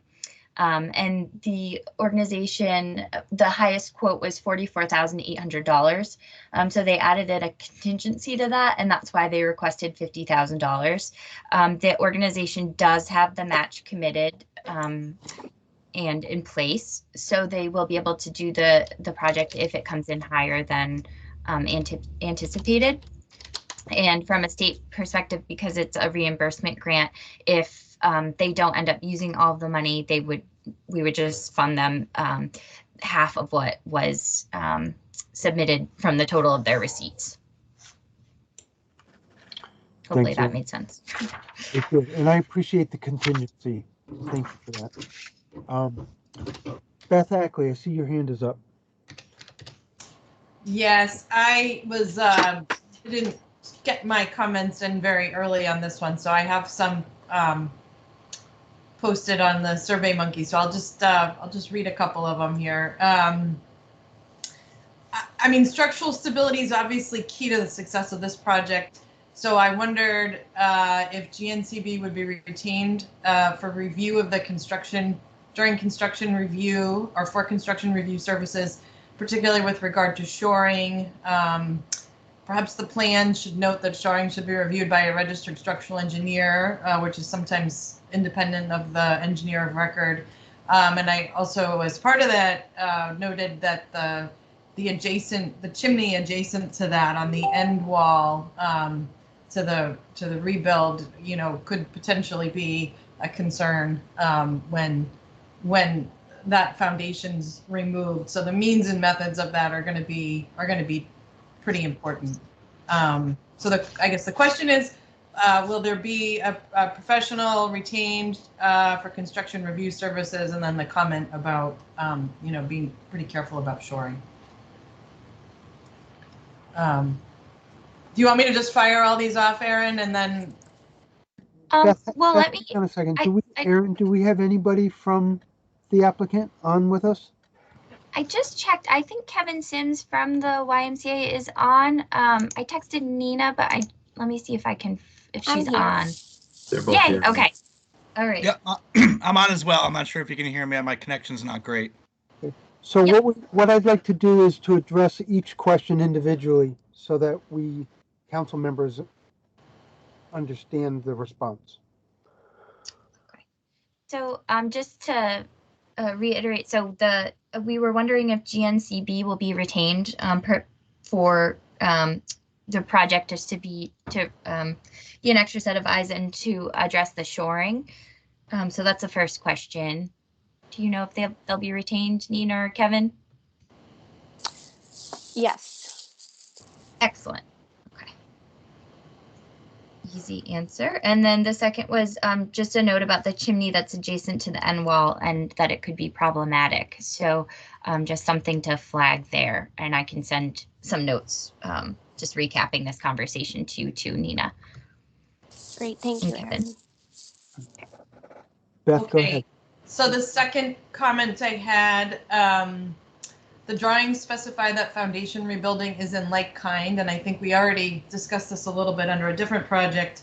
But it would be helpful to provide additional material information here for the contractor to match.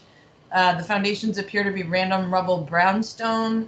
This is in the basement and partially below grade. Do we need to match that material exactly? And if we do, where might it be sourced, since local brownstone quarries are not open at the moment? And then beyond that, what type of mortar should be used? Brownstone soft, and so mortar is an especially critical area here. And then I have another follow-up question with similar questions about the brick. So Nina or Kevin, do you have a comment about what materials would be used, or do you want to just get back to us and I can pass it along to the council? I would prefer the opportunity to touch base with GNCB and then get you a formal response back, Beth.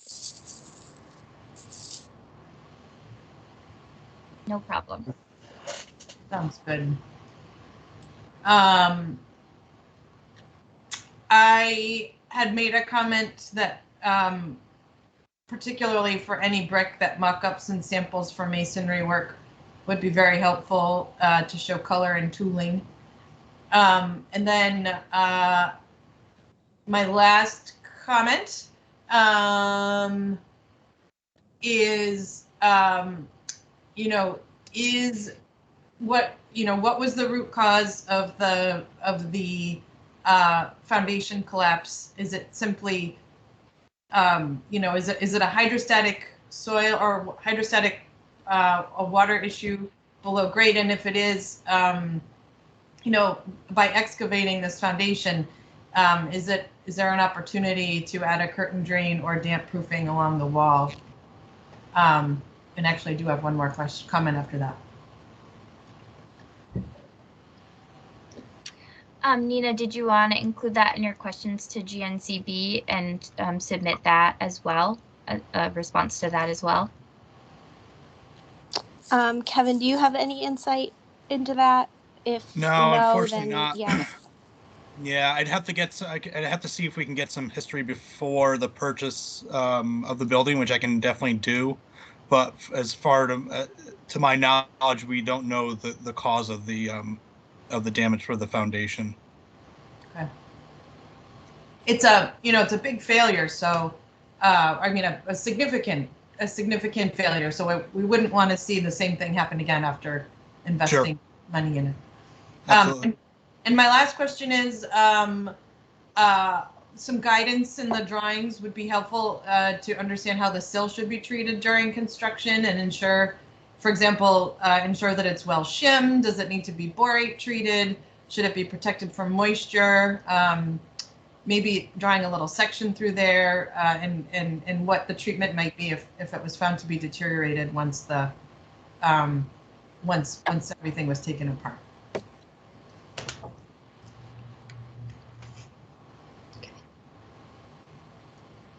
And that's probably something GNCB would be able to do, or okay. Yep, I think so. I mean, from a global perspective, yeah, that should be something that they can do. Okay. Great, Beth. Thank you. Margaret, I see your hand is up.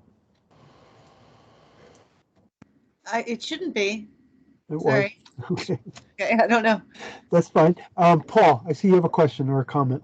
Yes, I was just wondering if it's known what the condition of the brick is behind all of the plywood paneling that's on, I think, the south facade. I can tell you as you get closer to the foundation, it was starting to collapse to a lot of damage. So after the foundation work is addressed, that'll be another subsequent phase of dealing with all of the rest of the brickwork on the building. Correct. Yeah, we recognize that this was the priority with the foundation, being stabilized, and then we're hoping to, move beyond that to kind of address the rest of the needs of the property. It's like when people always say about houses that have vinyl or aluminum siding on it, they look great on the outside, but if you can't see what's going on behind it, it could be covering a multitude of sins. So just sure.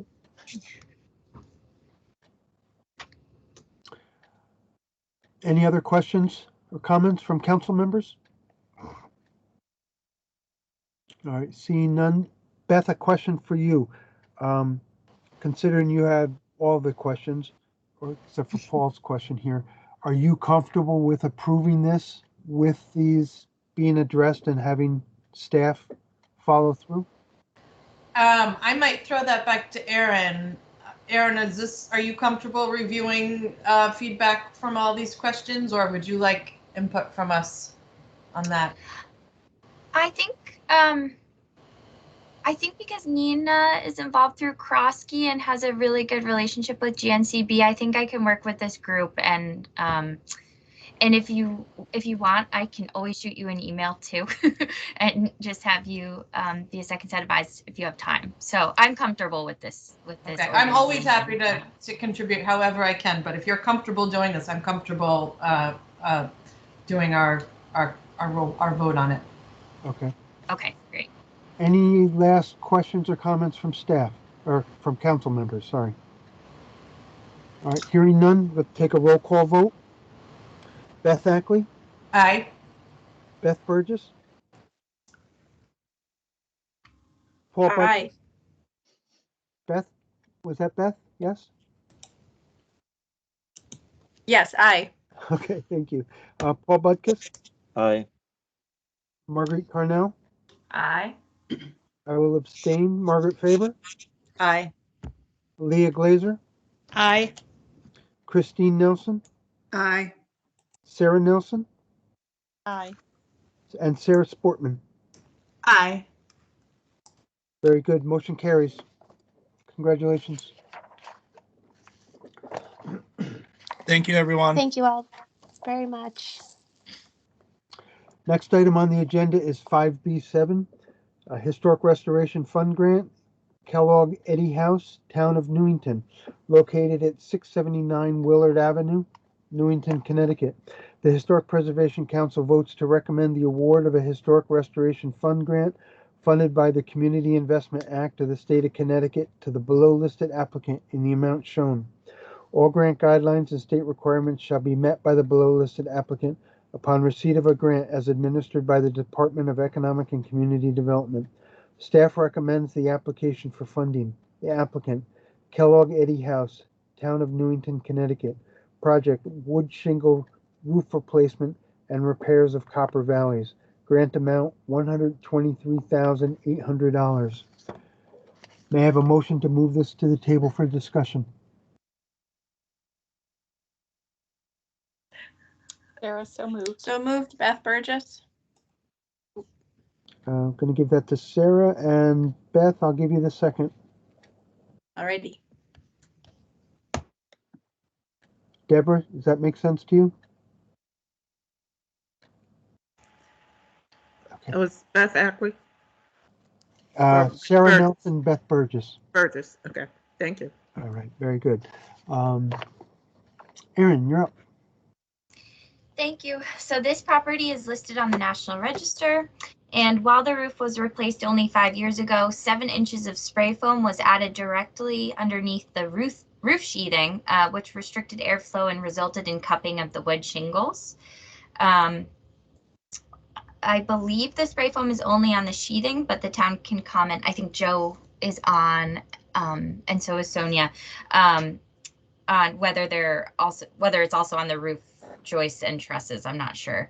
And the budget justification is based off cost estimates put together by their architect, the town of Newington, and recent informal quotes. I believe one of them is from Cronenberger. So we did get 2 questions. One was about the spray foam. So I don't know if we want to tackle that first or if council members have their hands up. No, let's do them in order that you received them. Okay. Well, so then the first question is elaborate on number 5, trade standards. Did the 7-year-old roof replace an original? Any idea what the original looked like?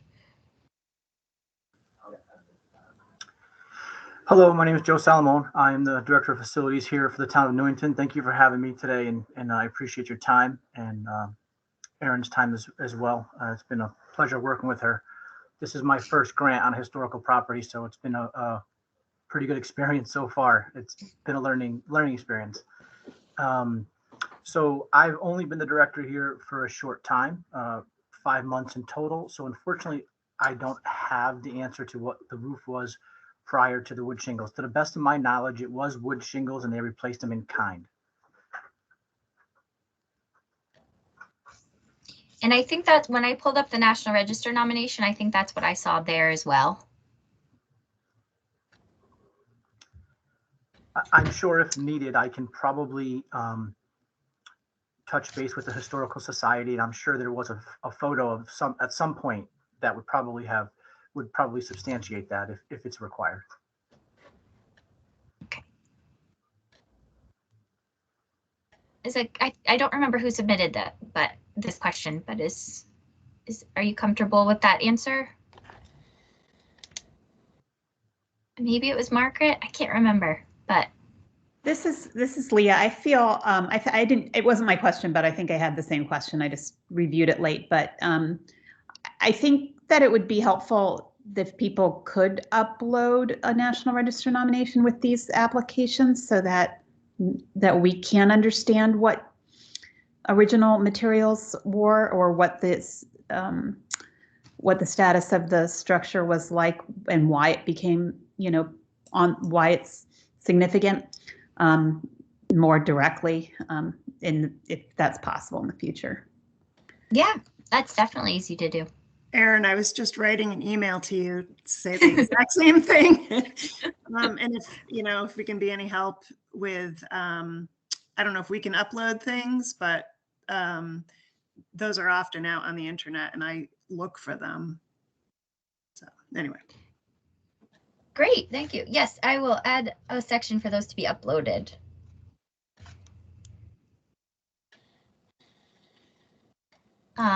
Sarah, do you have a question? It looks like your hand's up. It's a new question, and it was a question comment, and it's in line with several of the comments that we've made on other applications. Greater specificity about the materials that are going to be used. So they talk about replacing the wood shingles, but wood shingles come in just a plethora of different qualities, and so getting more specifications to inform what the price is going to be and the quality is going to be. Okay. I think because there is an architect involved and Joe's involved, I think I feel comfortable sort of having them put that materials list together before the bid documents go out, and SHPO can review them. The great thing is that we often bring these projects before staff meeting too, so that's always helpful as well.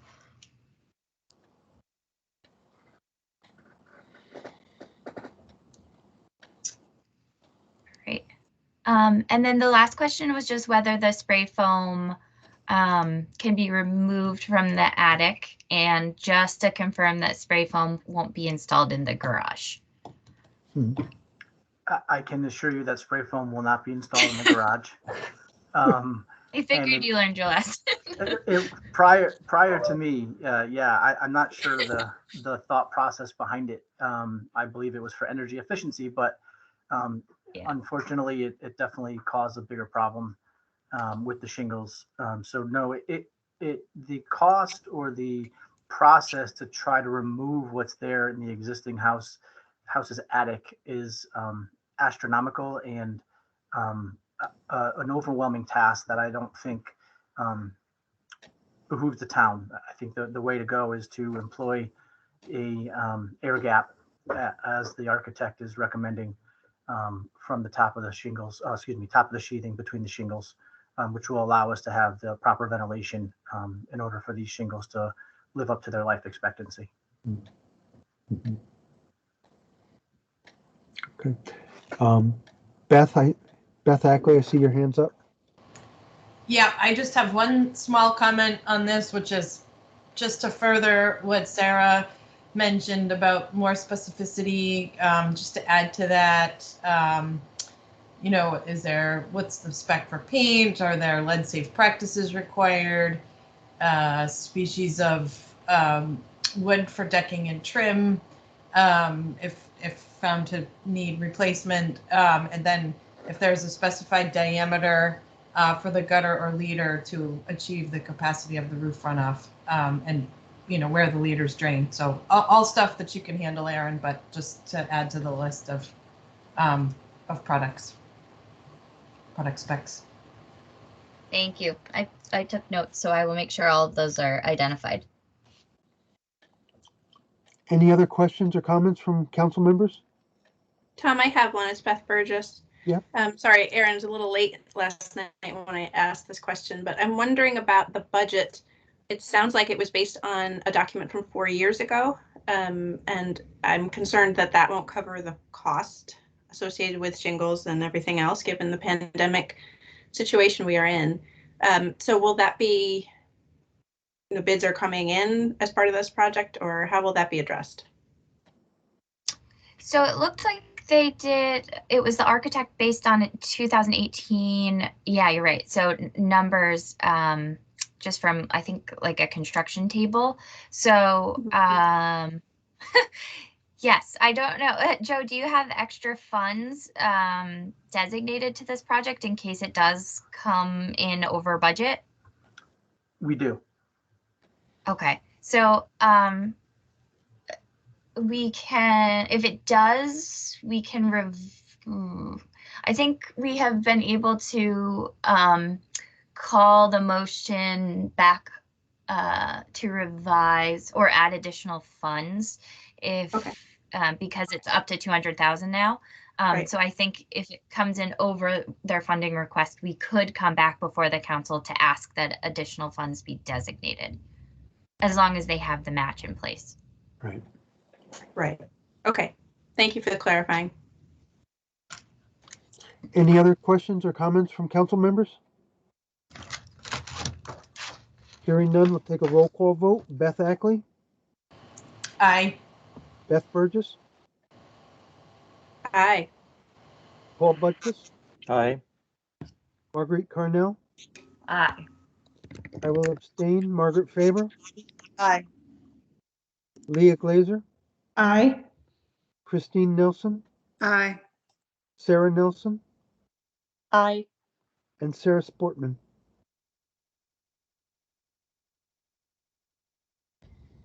Sarah?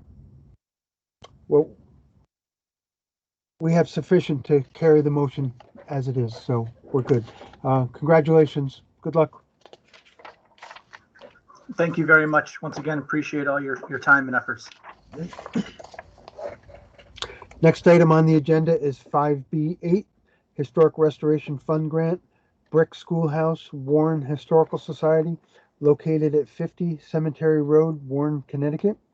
The Historic Preservation Council votes to recommend the award of a Historic Restoration Fund Grant funded by the Community Investment Act of the State of Connecticut to the below listed applicant in the amount shown. All grant guidelines and state requirements shall be met by the below listed applicant upon receipt of a grant as administered by the Department of Economic and Community Development. Staff recommends the application for funding. The applicant, Warren Historical Society. Project, foundation work, brick repointing, upgrades to the heating and lighting, and repairs to the stone steps at the main entry. Grant amount, $10,000. May I have a motion to move this to the table for discussion? So moved, Sarah Nelson. Second, Christine Nelson. All right. Aaron? All right, thank you. So this is a state register listed property.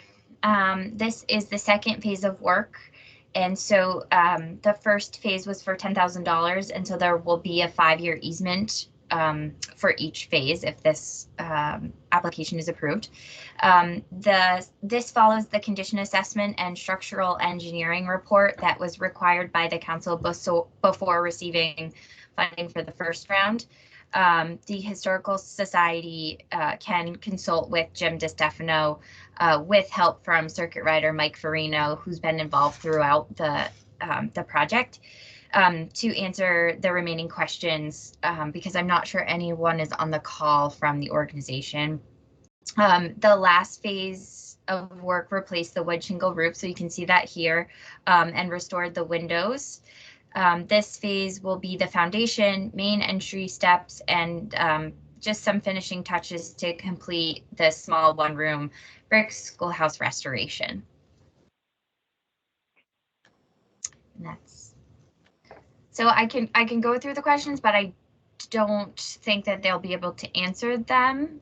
So I think it may be worthwhile for the applicant to consult with Jim DeStefano and then run it by me. And I can always pass the answers around. But between me, Mike Farino, and the applicant and Jim DeStefano, I feel comfortable that they'll be able to pull this off.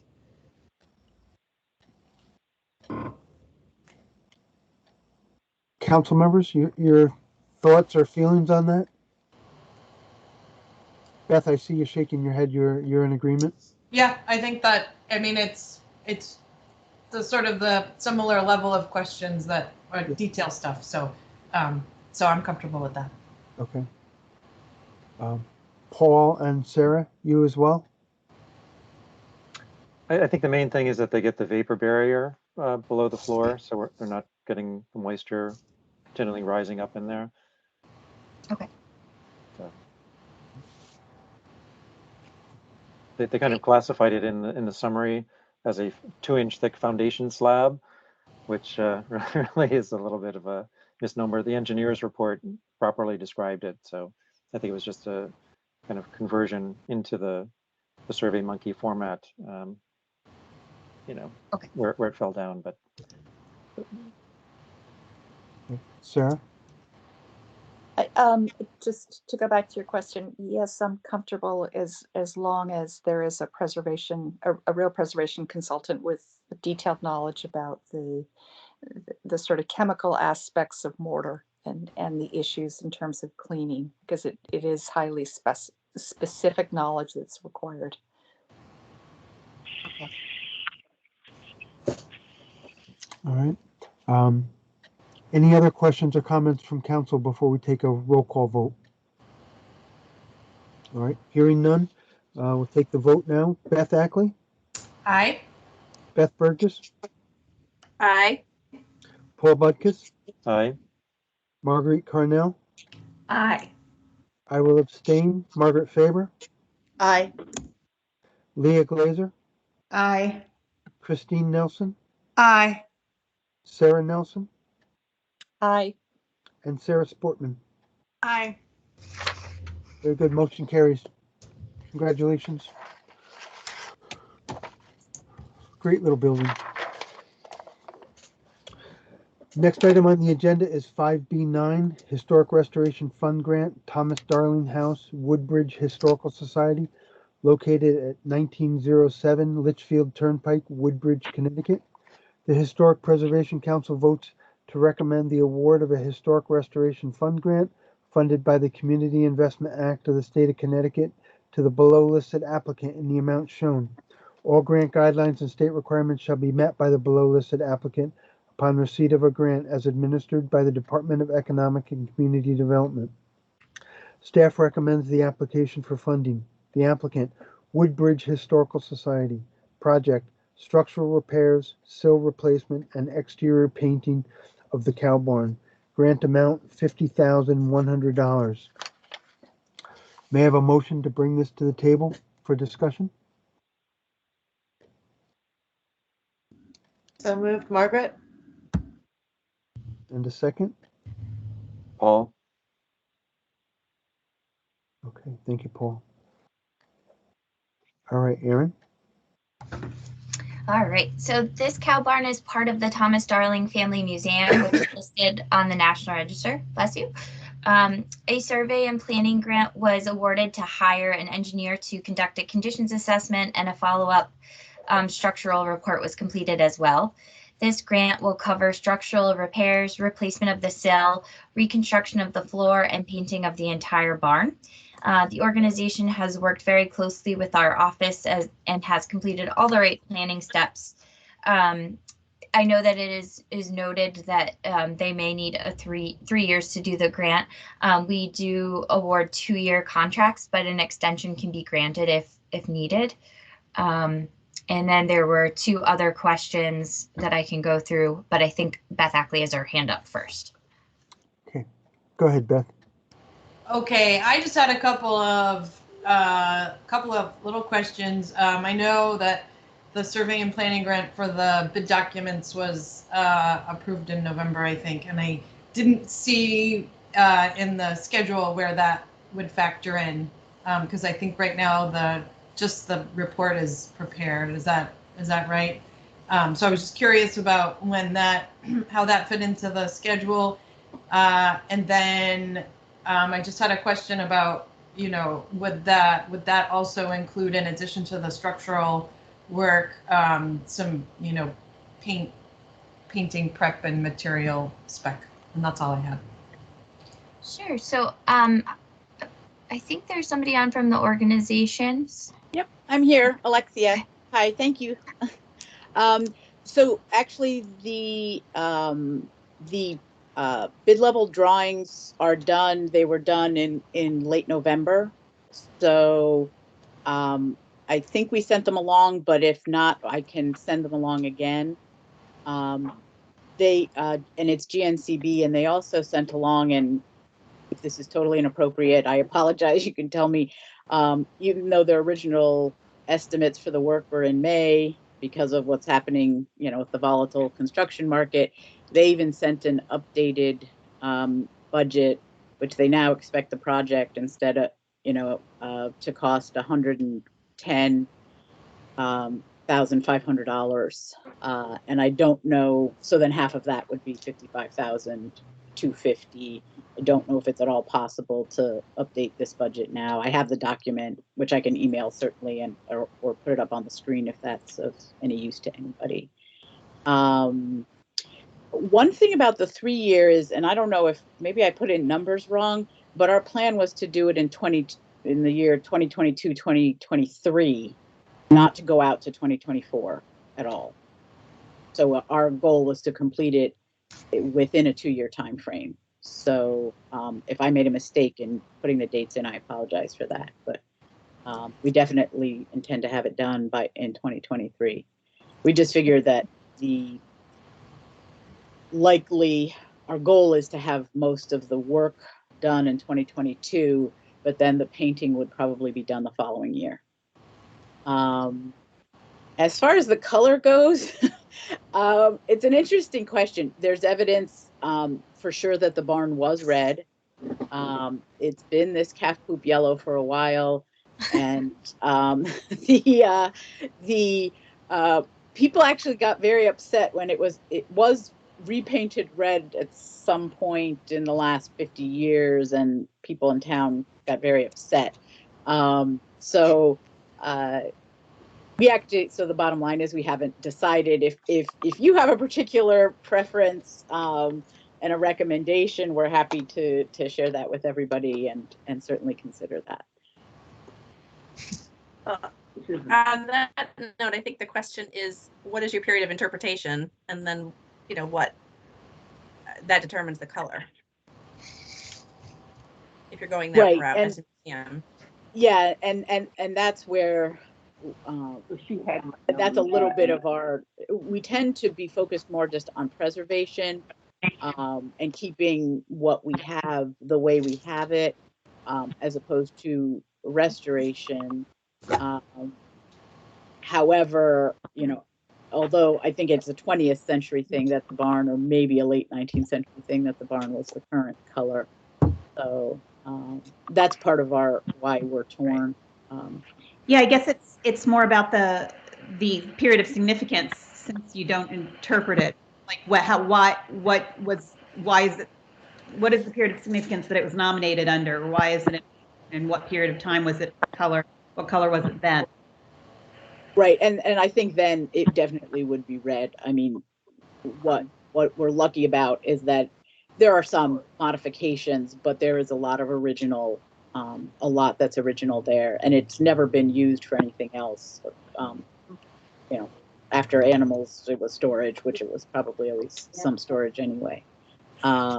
So you know, that might answer the question then, is should we go back to red, because that's really what it would be interpreted. I would vote red. I mean, everybody got upset when they cleaned the Sistine Chapel also, but yeah. You know.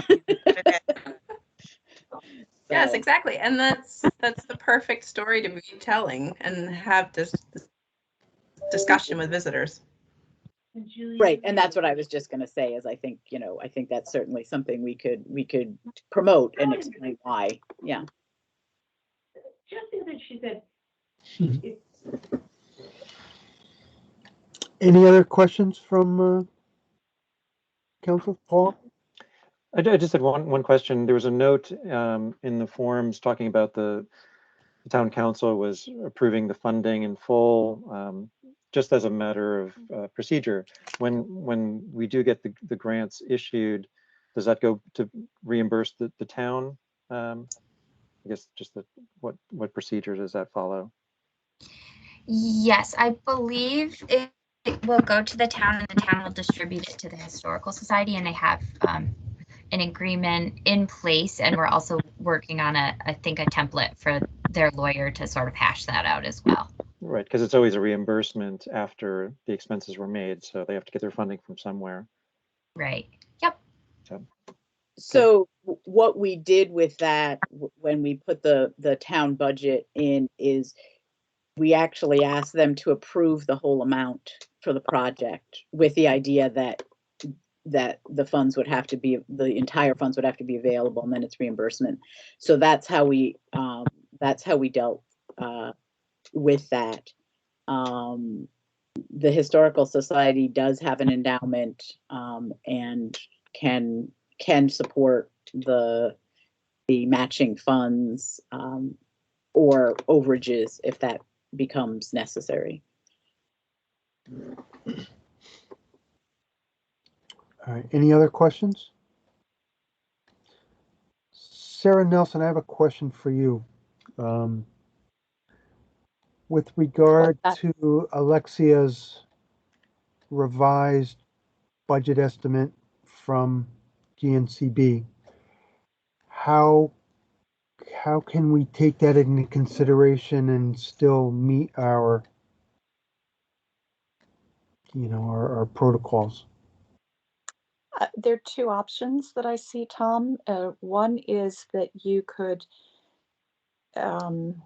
ask for council to approve revision to the motion and the grant amount, but we haven't seen the document. It's not part of our application packet, so that might not be the best solution in this case. And the other is the option that Aaron outlined earlier, that we approve for the amount that's actually in grant before us, and that the budget amount that is determined by the bid, if the grant amount needs to be adjusted, to bring back a new motion to increase the amount of this award. And that's probably the more transparent approach to take. Agreed. Okay. Plus, it's a two-year project, so they may want to, submit a revision later in the construction phase rather than at the beginning, in case there are further escalations or. Good point.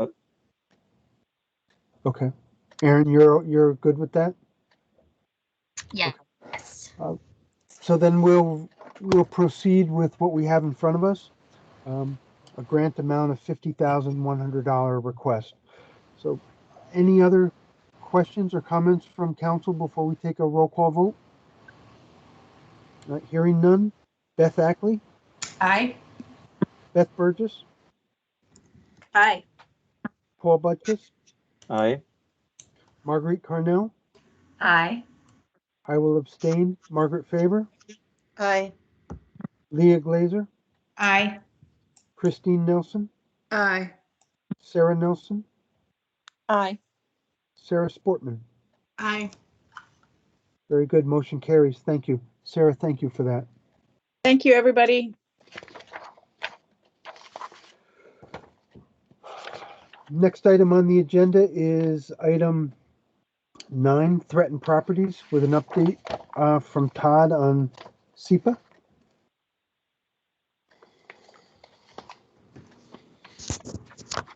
Good morning, everyone. All right, I have 3 updates. The first is Norwich. As you know, we've been trying to work it out with the Attorney General's office to see if the Attorney General's office was going to pick up the Norwich case for an injunction. They declined.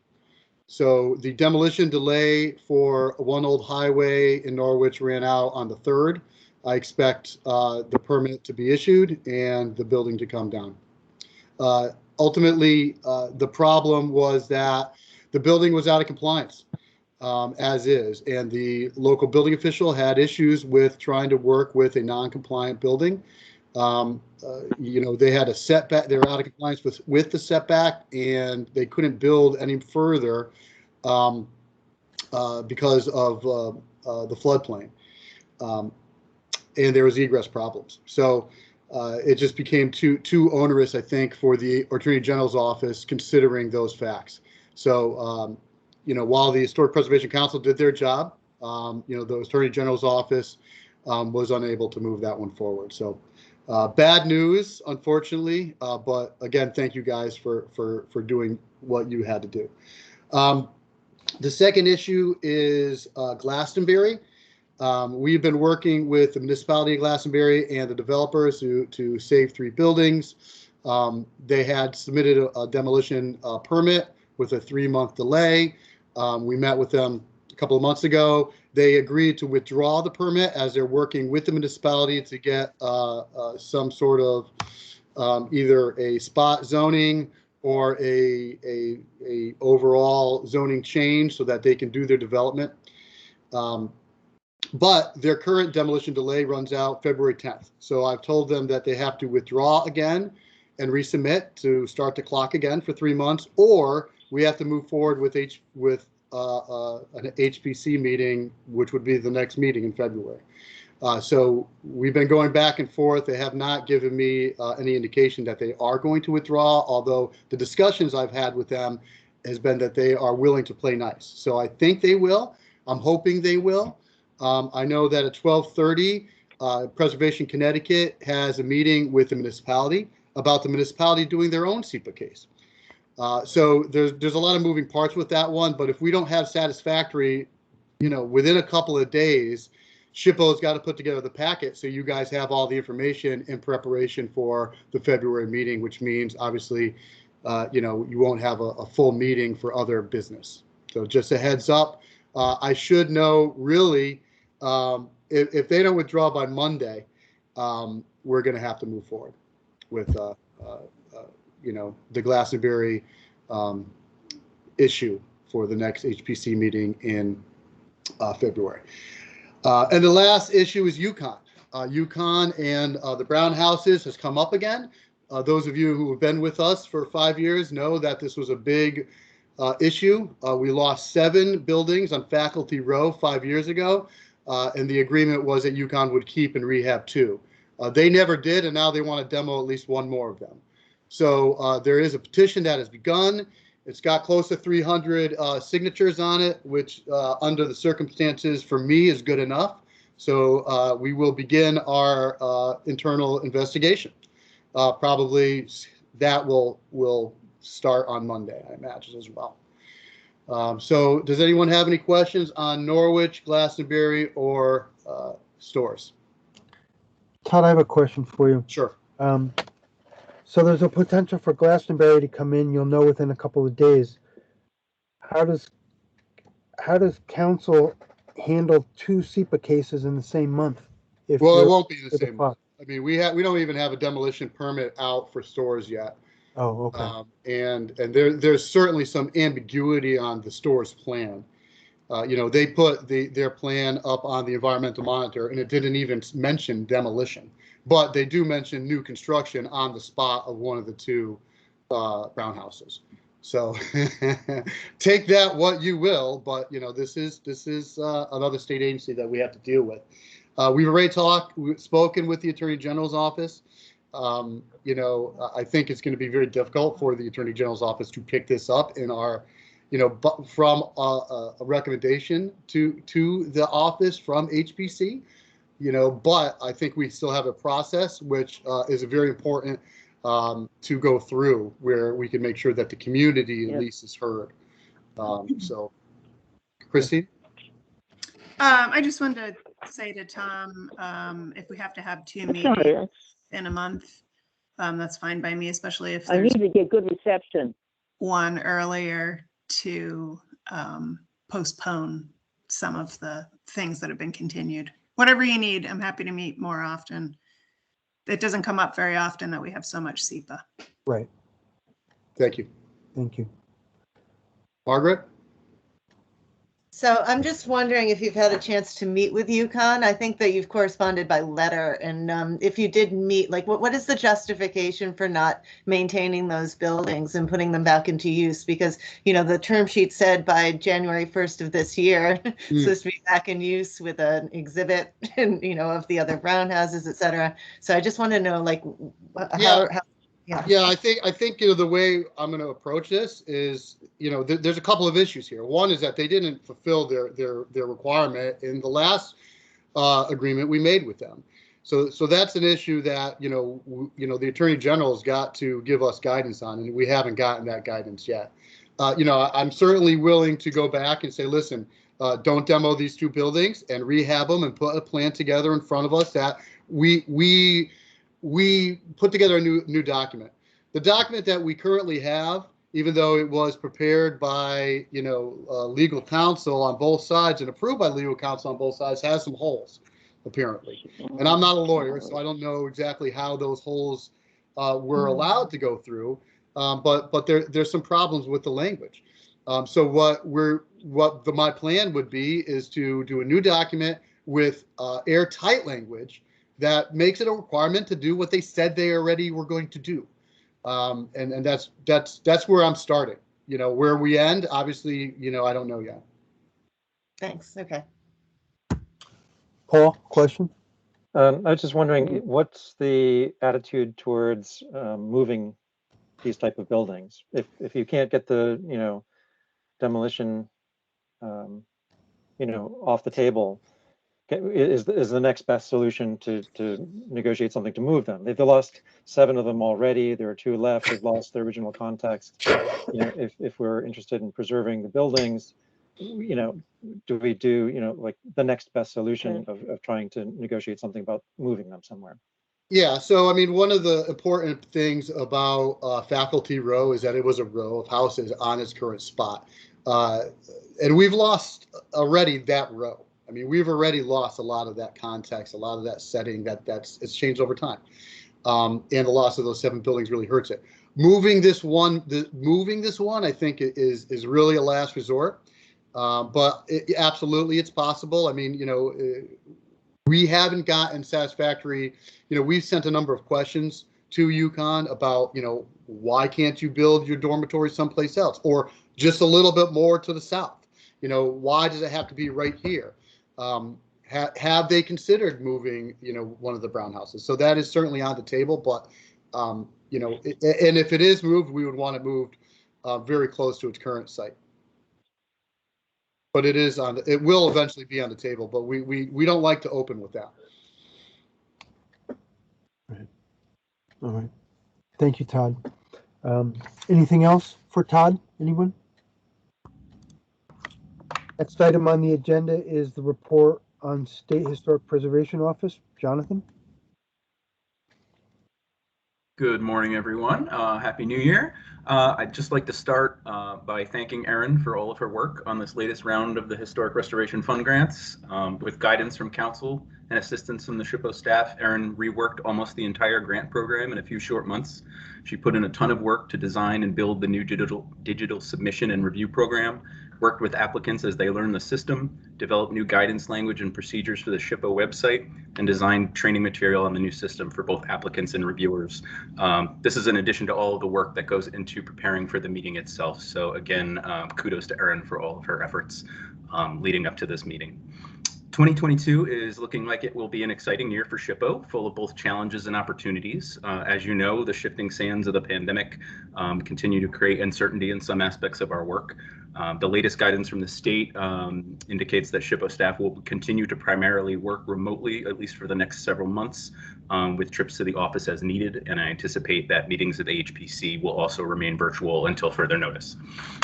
As I said, with these challenges also come opportunities. SHPO staff is very excited that our new GIS system is scheduled to be rolled out later this year, which will really be a game changer for both SHPO staff and the larger preservation community in Connecticut. As I reported last month, we're also in the process of creating 3 new positions in SHPO in response to the anticipated workload increase associated with the federal infrastructure legislation. We'll also begin the process of laying the groundwork for Connecticut's next statewide historic preservation plan this year, and that plan will cover the period from 2024 to 2029. In addition, SHPO will be focusing on a renewed effort to make sure that all HPC appointments are up to date and rolling out a series of training presentations to HPC, similar to the presentation that Jenny Schofield did for HPC at last month's meeting. I'm envisioning topics that include SEPA, Connecticut Environmental Protection Act, the various programs that SHPO administers, but I'd also like to hear from council about topics that you're interested in and feel would improve your ability to fulfill your duties. So if you have any suggestions, please don't hesitate to contact me, and thank you. Great. Thank you, Jonathan. Liz, the report on museum properties. Hi, everybody. So I have a happy and I have a ugh, but my happy is that I'm happy to announce that Jody Paulsgrove started her position as Museum Curator 1 on Monday, January 3rd this week. Jody is no stranger to the museums. She worked as a museum assistant for a fairly short period of time at Old Newgate Prison, and then for a few years at the Prudence Crandall Museum under Kaz Kozlowski.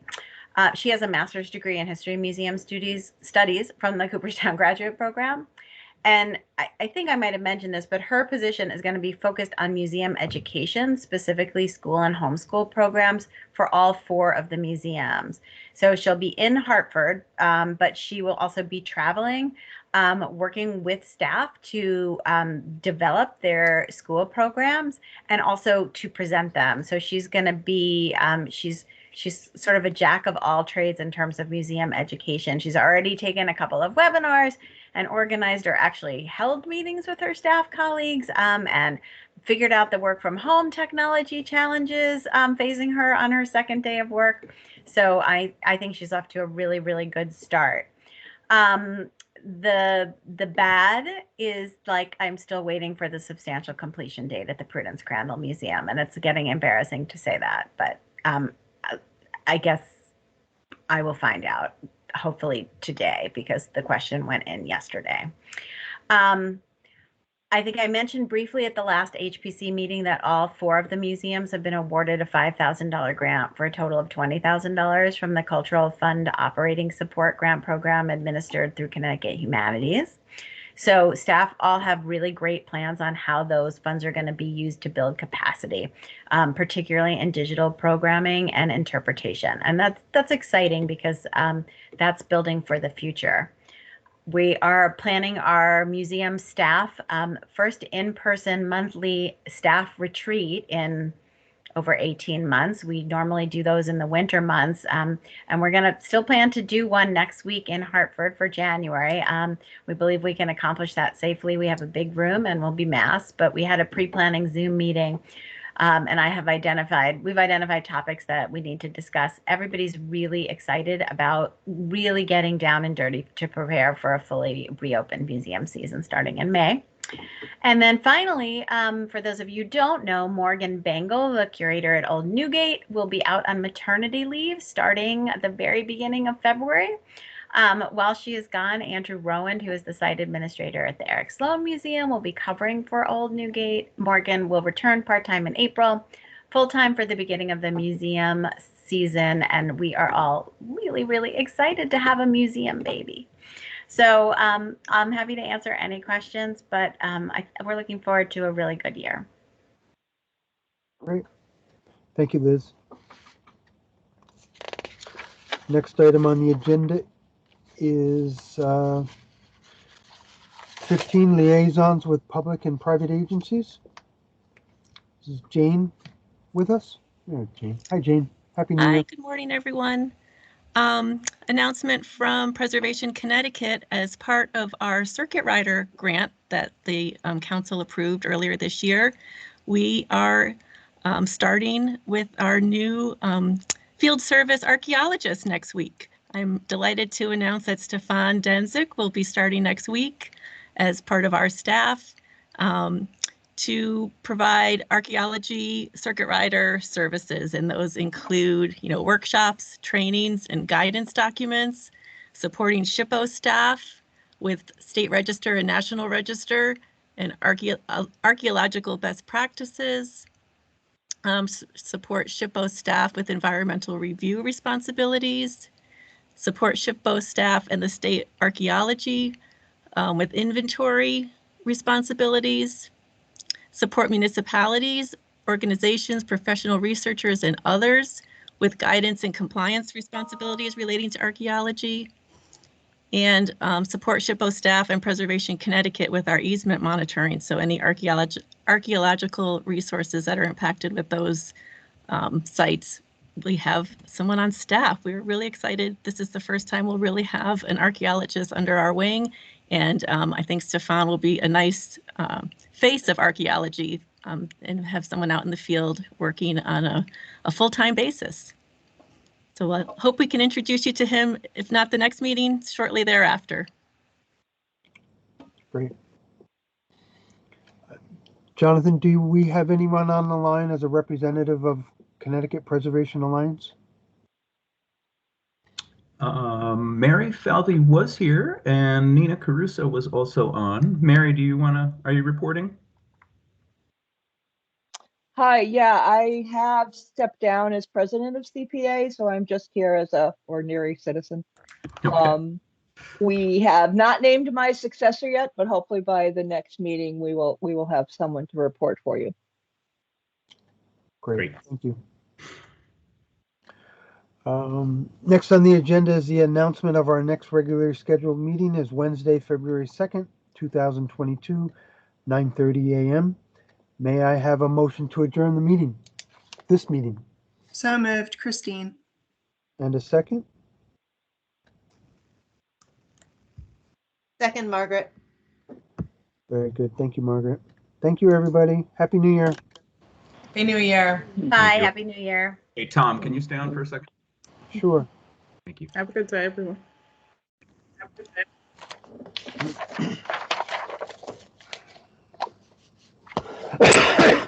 Yes.